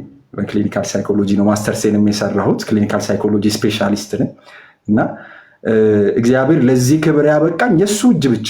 ብራዘር ሲሰማ መምህር ሆኜ መቅረቴን ሲሰማ ያንተ እንደ መብረቅ ነው ያለኝ። እና በወሩ ይመለሳል ብለው ይጠብቁ ነበረ። በተለይ ፓይለት ክርስቲያን ወጣቶች ህብረት ያልኩ የህብረቴ ልጆች አማኒ በሳምንት በወሩ ይመለሳል የሚል ነበረ በቃ ግምታቸው። ጭራሽ ሴሚስተር ላይ ጥሩ ውጤት አመጣ። በቃ ደነቃቸው። የእግዚአብሔር እጅ ነው ምልክ፣ የእግዚአብሔር እጅ። እና አብረው የሚያገለግሉ ነበሩ መንታ ልጆች። እና እግር ሲቀጠል እጅ ሲቀጠል አለ አይደል ታምራት፣ ያንተም እንደዛ ነው ነበረ ይሉኝ የነበሩትና እግዚአብሔር ታሪኬን በዛ መልኩ ነበር የቀየረው የኔንም እና እግዚአብሔርን እጅ አይቻለሁ። እነዛ ጊዜያቶች ደግሞ በብዙ ችግር የሚያሳልፍኩባቸው ናቸው። በረሃብን በጥማትም ማሳልፍ ያለው የአገልጋይ ልጅ መሆን እንደዛ ነው። ዮኒ ገንዘብ የሚዘንብበት ሳንቲም የሚዘንብበት ቤት ሳይሆን ለጌታ ዋጋ የምትከፍልበት ቤት ነው የክርስትና ቤትና ቸርች እንደዛ ነው። ጌታ ይባረክ። ይህንን ካልኩ ግን ጥቂት የተወሰነ ነገር እልሃለሁ። እንግዲህ ቅድም የእግዚአብሔርን ቃል ስላልከኝ ጥቂት ይጠቅማል የምለውን ነገር ሼር ባደርግህ ደስ ይለኛል። እግዚአብሔር ይመስገን። ዮኒ መጽሐፍ ቅዱስ ሲናገር የተወሰነ እንዳልክም ይሄን ነገር ሲያነሳላ አይቼዋለሁ። ሙሉን አላየሁትም ግን አይቼዋለሁ። ባለአባቶች የሆኑ ጠቢባን የሆኑ ኃያላን የሆኑ አልተጠሩም ይላል መጽሐፍ ቅዱስ። ዓለም የምትተዳደረው በፖለቲሽያን ነው፣ በባለ ሀብቶች ነው፣ እንደዚሁም አርቲስቶች ናቸው በዓለም ላይ ትልቅ ተጽዕኖ ያላቸው። እግዚአብሔር እነዚህን በጣም ወሳኝ የሚባሉትን አልመረጠም ይላል። ይልቁኑ ደካሞችን ይላል፣ ምናምንቴዎችን ያልሆነውን መረጠ ይላል። ምንድነው የተመረጥንበት መስፈርት ካልከኝ ሆንዬ ሌላ ነገር አይደለም። የተመረጥንበት መስፈርት ደካማነታችን ነው። እግዚአብሔር ብርታቱን በእኛ ሊገልጥ ደካማነታችንን መረጠው። እግዚአብሔር በእኛ የዚህን ዓለም ጠቢብ ነገር እንዲያሳፍር የዓለምን ሞኝ ነገር፣ ምናምንቴውን ነገር፣ የተናቀውን ነገር፣ ያልሆነውን ነገር መረጠ። ያ እኛ ነን። ዮኒዬ እግዚአብሔር የሸክላ ዕቃውን ነው የመረጠው። ለምን? ሕይወቱን በእኛ ይገልጥ ዘንድ፣ በሚሞተው ስጋችን ሕይወቱን ይገልጥ ዘንድ በሸክላ ዕቃ ውስጥ የከበረው መዝገብ አለን ይላል ሐዋርያው ጳውሎስ። እግዚአብሔር ደካማነታችንን ብርታቱን ይገልጥበት ዘንድ መረጠው። ባዶነታችንን ሙላቱን ሊገልጥበት መረጠው። አለመቻላችንን መቻሉን ሊገልጥብን መረጠን። ሴጣን ደካማ ናችሁ እያለ ከነገረን እግዚአብሔር ነግሮናል። ኦልሬዲ ሁሉ ኃጢአትን ሰርተዋል፣ የእግዚአብሔርን ክብር ጎሏቸዋል። እኛ ያለ ጌታ ምንም ማድረግ የማንችል ሰዎች ነን። ሙላታችን ጌታ ነው፣ መቻላችን ጌታ ነው፣ እውቀታችን፣ ችሎታችን፣ ጥበባችን፣ ያለን ነገር ሁሉ ከጌታ የተነሳ ነው። ጻድቃን ያደረገን ጌታ ነው። ቅዱሳን ያደረገን ጌታ ነው። በእግዚአብሔር አፍ ፊት ተቀባይነት ያስገኘልን ጌታ ኢየሱስ ነው። በመስቀል ላይ የተሰራልን ስራ ነው። ይሁን አንድ ነገር ልበል። መጽሐፍ ቅዱስ ሲናገር በክርስቶስ ኢየሱስ ላሉት አሁን ኩነኔ የለባቸውም እያለ ይናገራል አይደል? እና ኩነኔ የለባቸውም ካለ በኋላ የህይወት መንፈስ ከኃጢአትና ከሞት ሕግ ነፃ አውጥቶናል እያለ ይናገራል። ታስታውሳታለህ? ያቺን አመንዝራ ሴት ጌታ ኢየሱስ ጋር መጧት እና በቃ ተጽፏል እያሉ የሙሴን ሕግ ኤቪደንስ አድርገው ትወገር ተብሎ ተጽፏል፣ ስለዚህ እንውገራት አሉ። ጌታ ሊፈትኑት ነው። ብዙ ጊዜ ጌታ የፍቅር ስብከት ስለሚሰብክ ሊያጋጩት ማለት ነው። አሁን አይ ትወገር ካለ ኦኬ፣ የሚሰብከው የፍቅር ስብከት ክላሽ ሊያደርግ ነው። አይ አትወገርም ካለ ከሙሴ ጋር ሊያጋጩት። ስለዚህ አጣብቂኝ ውስጥ ጌታን ለመክተት ፈልገው ጌታ ጋር ሲመጡ ጌታ በቤተ መቅደሱ ድንጋይ ላይ እየጻፈ ነበር። ምን ማለት ነው መሰለ? ፊልም ላይ እንደሚታየው አፈር ላይ አልነበረም፣ በቤተ መቅደሱ ውስጥ እንደነበር ይናገራል መጽሐፍ ቅዱስ። እና በቤተ መቅደሱ ድንጋይ ላይ ነው እየጻፈ የነበረው፣ በጣቱ ነበር እየጻፈ የነበረው። ምን እያለ እንደሆነ ታውቃለህ? ሙሴ ሰጣችሁ፣ የሰጠሁት ግን እኔ ነኝ። ሙሴ ሰጠን ሲሉት ላኪው እኔ ነኝ፣ ጸሐፊው እኔ ነኝ እያላቸው ነው። እና የሰጠሁበት ኢንቴንሽን ግን ማንም እየተነሳ እንዲወግራት ሳይሆን ኃጢአት የሌለበት እንዲወግራት ነው። ይህኔ እኮ አብሯት ሲያመነዝር የነበረው ወንዱ አመንዝራ እኮ ተቀላቅሏል። ጆይን አድርጓቸው እኮ ይህኔ ሊወግራት ነው። ልክ ይህንን ጌታ ኢየሱስ ሲናገር ከሽማግሌ እስከ ሕፃን ነው የሚለው። አየህ፣ በጣም ብዙ ኃጢአቱ ትዝ ስለሚለው ሽማግሌው በቃ ከሽማግሌው ጀምሮ ድንጋያቸውን እየጣሉ ሄዱ ይላል። ድንጋያቸውን እየጣሉ ሄዱ። ከዛ ጌታ ኢየሱስ ጠየቃት፣ ከሳሾችሽ ወዴት አሉ? ቀና ብላ ስታይ አንድስ እንኳ የሉም አለችው። እና ኦንሊ ዋን የመውገር መብት ያለው ጌታ ኢየሱስ ነው። ለምን? ኃጢአት የሌለበት፣ ኃጢአት ያላወቀው ንጹሕ፣ ፍጹም፣ ቅዱስ የእግዚአብሔር በግ ጌታ ኢየሱስ ብቻ ነው። ነገር ግን እሱም እንዳላት ታውቃለህ፣ እኔም አልፈርድብሽም አላት። እኔም አልፈርድብሽም አላት። እነሱ ይፈልጋሉ ግን አይችሉም፣ እሱ ይችላል ግን አይፈልግም። ግን እኔም አልፈርድብሽም ካላት በኋላ ነው ደግመሽ ኃጢአትን አትስሪ ያላት። አየህ፣ መጽሐፍ ቅዱስ የእግዚአብሔር ቸርነት ወደ ንስሐ ይመራል ይላል። እና እግዚአብሔር በቸርነቱ የሚመልስ አምላክ ነው። በጣም እኮ የሚደንቅ ጌታ እኮ ነው ያለን። ይሁንዬ መጽሐፍ ቅዱስ ሌባ ነው የሚለው ከሐዋርያት መካከል ይሁዳን ነው። ገንዘብ ያዡ ደግሞ ይሁዳ ነው። ከመካከላቸው ገንዘብ ያዥ አድርጎ የሾሙ ጴጥሮስን ትክደኛለህ ብሎት ግን በተመለስክ ጊዜ ወንድሞችን አጽና። እና በቸርነቱ የሚመልስ ጌታ ነው።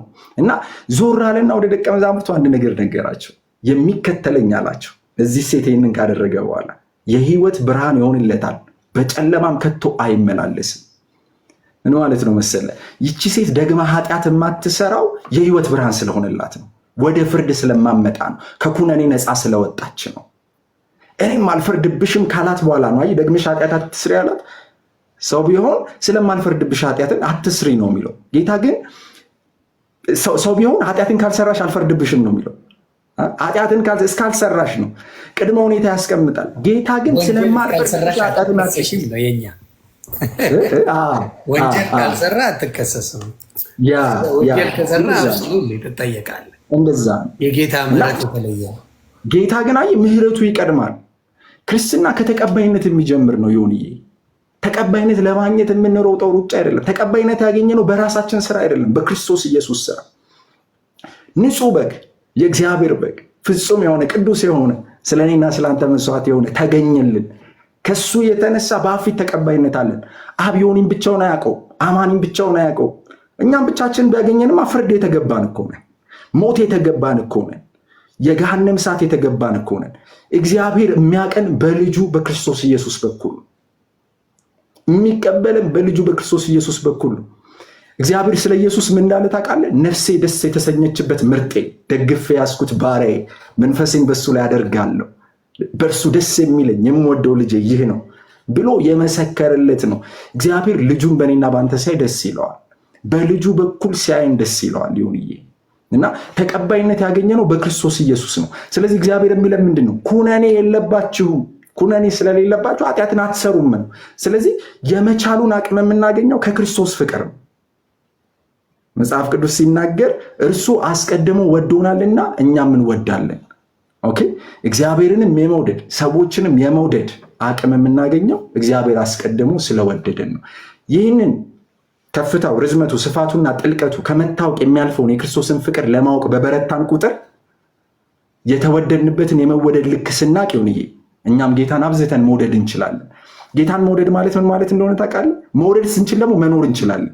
የብሉይ ኪዳን ሕግ እኮ ሌላ ሪኩዌስት አልነበረውም። ይሁን 10ቱ ትእዛዛት ለሁለት ሲከፈል ባልንጀራ እንደ ራስህ ውደድ፣ እግዚአብሔር አምላክን በፍጹም ልብ፣ በፍጹም ነፍስ፣ በፍጹም ሀሳብ ውደድ። የፍቅር ሕግ ነው።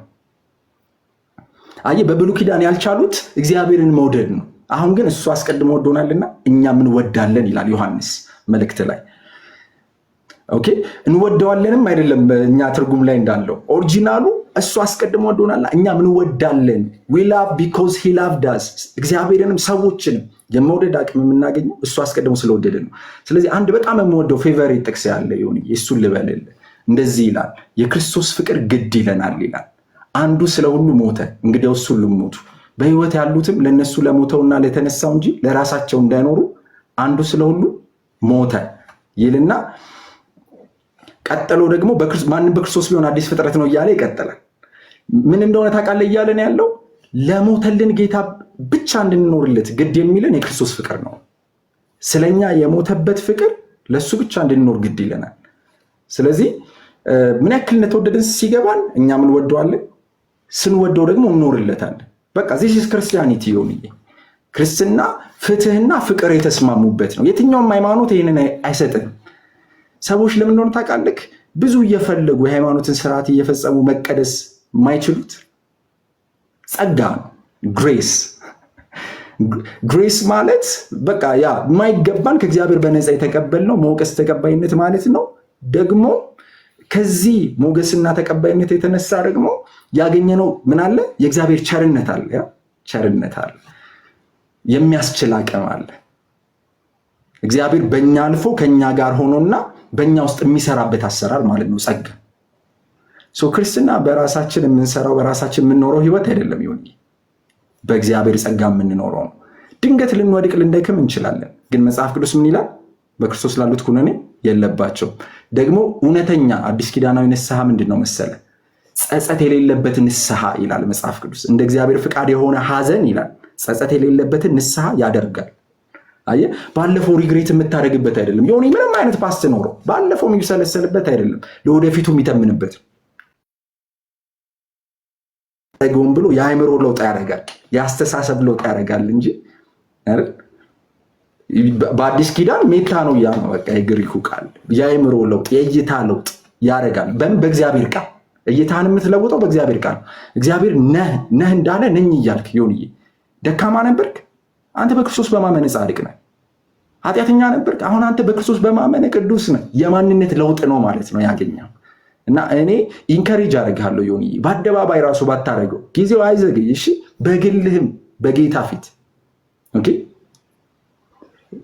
እንዳረከው አሁንም አስባለሁ። እስካሁንም ያላደረከው አይመስለኝም። ምክንያቱም አንተ ላይ ብዙ መልካም ፍሬ የመንፈስን ፍሬዎች እያየሁበት ስለሆነ ማለት እና በቃ በጌታ ፊት አይደል ብቸኛ አዳኛችን አድርገን ጌታን መሾም ሰይጣንን፣ ኃጢአትን፣ ዓለምን መካም ኢየሱስን ብቻ የህይወታችን ጌታ አድርገን ማንገስ እሱ ያከብረል። ስለ መንፈስ ቅዱስ ምናለ ጌታ ኢየሱስ እሱ ያከብረኛል አለ። የእግዚአብሔር ሚስጥር የተባለውም ክርስቶስ ነው። በብሉይ ኪዳን እግዚአብሔር አብ ስለ ክርስቶስ ያወራ ነበር በተደጋጋሚ። አሁንም ባለንበት ዘመን መንፈስ ቅዱስ የሚያከብረው ክርስቶስን ነው። ስለዚህ የእምነታችን ራስና ፍጻሜ የሆነውን ኢየሱስን መመልከት አለብን። የሃይማኖታችን ሐዋርያና ሊቀ ካህናት የሆነውን ኢየሱስን መመልከት አለብን። ሌላ የሚታይ የለም። ትኩረቱ ሁሉ ወደ ኢየሱስ ይሁን። ይህንን ልልህ እወዳለሁ። ከዛ ውጭ ግን ሌላው ጥያቄዎች ቢመጡ ኦኬ አሁን ለምሳሌ ስትሮንግ የሚመስሉ ጥያቄዎች ከቤተክርስቲያን ታሪክ አንጻር አውር ከቅዱስ ቁርባን አንጻር ከጥምቀት አንጻር ምናምን ቢመጡ እኔም አለው እነ ቃል ያሉ ኦኬ ሌሎች ወንድሞችም አለን ዲቤት የሚፈልጉ ሰዎች ራሱ ካሉ ከኛ ጋር ታገናኛቸዋል። እና ያ ነው። ጸጋ ይብዛል። ዮንሻ ሰላማችሁ ብዝት ይበልልኝ። እጅግ ተደስቼባቸዋለሁ። ሌላም ጊዜ እንዳልኩ ቤታችሁ ነው። በደንብ አድርጋችሁ ኤኒታይም ስለማውቃችሁ ደግሞ እኔ አልኩ እኮ አንድ ያየሁትን ቁም ነገር ካለ አረሳም። እንደዚህ አይነት እግዚአብሔር የሰጠኝ ስጦታል አረሳም። መልካም የሚሆን መጥፎን የምናይበት ነገር ስላለ ተባረኩልኝ። ሰላማችሁ ይብዛ። መልካም ቀን ይሆንላችሁ። ብሩክ ነህ። እንግዲህ ቤተሰብ ሰላማችሁ ብዝት ይበልልኝ። የነበረን ቀን የተለየ ነው። ሁልጊዜ ይመለካል። እዚህ ቤት ላይ ብዙ የማይገባ ነገር እኔ ፔጅ ላይ ሲደረግ ነበር። ከዚህ በኋላ ክርስቶስ የሚመለክበት ቤት አድርጌዋል። ለምን ያህል ጊዜ ነው? 2 ወር ያላቸው አለ፣ 2 ሳምንት አለ። ክርስቶስ ግን የዘላለማዊ ህይወት ስለሰጠኝ ህይወቴን ከሱ ጋር ነው ማቆራኘው። እግዚአብሔር ይርዳኝ። እኔ ስጋ ለባሽ ነኝ፣ ግን እግዚአብሔር እንደሚረዳኝ በጣም እርግጠኛ ነኝ። እና የዘሪቱን ያድናልን መዝሙር ክፈትልን ብላችሁኛል። የዘሪቱን ከፍቼላችሁ እንሰነባበታለን። ተባረኩ።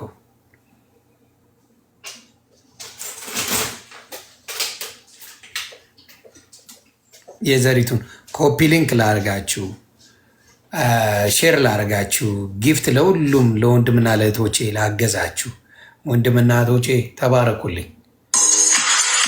ስለዚህ እጅግ አድርጌ አመሰግናለሁ።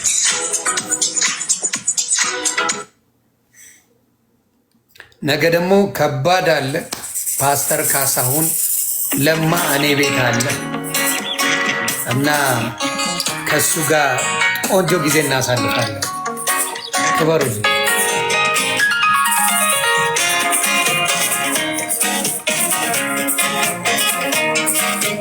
ተባረኩ። 30 ሺህ አድርሱ። ኮፒ ሊንኩ ያድናል፣ ኢየሱስ ያድናል፣ ያድናል፣ ጌታዬ ያድናል፣ ያድናል፣ ብቻውን ያድናል፣ ያድናል፣ በሕይወት ያኖራል። ያድናል፣ ኢየሱስ ያድናል፣ ያድናል፣ ጌታዬ ያድናል፣ ያድናል፣ ብቻውን ያድናል፣ ያድናል፣ በሕይወት ያኖራል። ያድናል፣ ምን አስቆረቆረኝ? ያድናል፣ መቶ የልፋት በር ያድናል፣ መግቢያው ኢየሱስ ነው። ያድናል፣ ወደ ሰላም ሀገር ያድናል፣ ምን ይሰራልኛል? ያድናል፣ በዚህም በዚያም መሄድ ያድናል፣ ያለ ኢየሱስ የለም። ያድናል፣ ካብም ያደርስ መንገድ ያድናል። አሜን። ተባረክ ተባረክ። ያድናል፣ ጌታዬ ያድናል፣ ያድናል፣ ብቻውን ያድናል፣ ያድናል፣ በሕይወት ያኖራል። አንተ ሰው ትፈለጋለህ ዘላለም መኖር ታይቶልህ። አንቺ ሴት ይፈልግሻል አዳኝሽ ነፍሱን ሰጥቶሻል።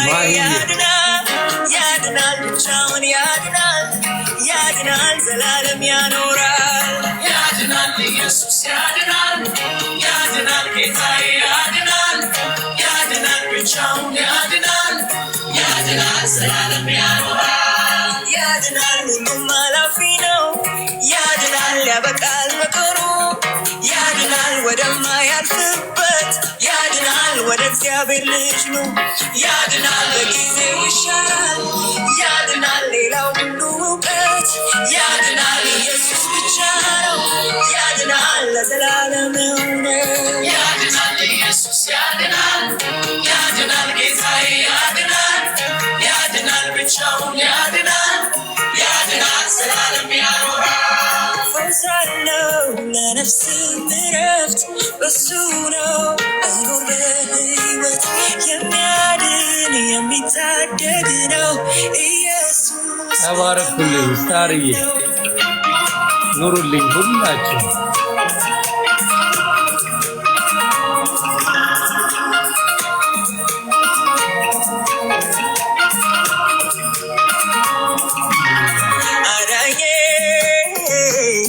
ፈውሴ ተገኔ አዳኜ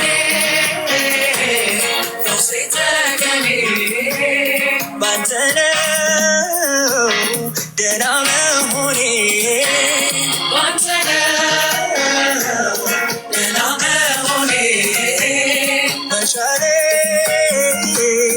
አቅሜ ብቃቴ መሻሌ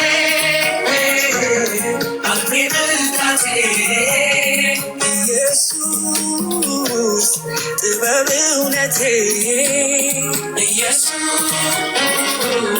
ጥበብ እውነቴ ያድናል ኢየሱስ ያድናል ያድናል ጌታዬ ያድናል ያድናል ብቻውን ያድናል ያድናል በሕይወት ያኖራል። ሰላማችሁ ብዝት ይበልልኝ። ተባረኩ። ነገ ከፓስተር ካሳሁን ጋር ከዘማሪም በጣም የምወደው ማከብረው ወዳጄ ነው። ነገ በእኛ 11 o'clock በኢስት ኮስት ኢን ዘ ሞርኒንግ ነው። በኢስት ኮስት ደግሞ 2 PM አካባቢ ነው የሚሆነው። ትሰማላችሁ፣ እንነጋገራለን። ብዙዎቹን እነ በጋሻውንም በእግዚአብሔር ፍቃድ እነ በጋሻውንም እነ ዘሪቱንም ሌሎችንም እነ ዘርፌንም የተለያዩ ወንድምና እህቶቻችንን እያመጣን ምስክር እየሰማን ምን እንዳበረታቸው ምን ወደ ጌታ እንደወሰዳቸው በምን በኩል ጌታን እንዳገኙ እንነጋገራለን። ሰላማችሁ ብዝት ይበልልኝ። መልካም ዕለተ ሰንበት።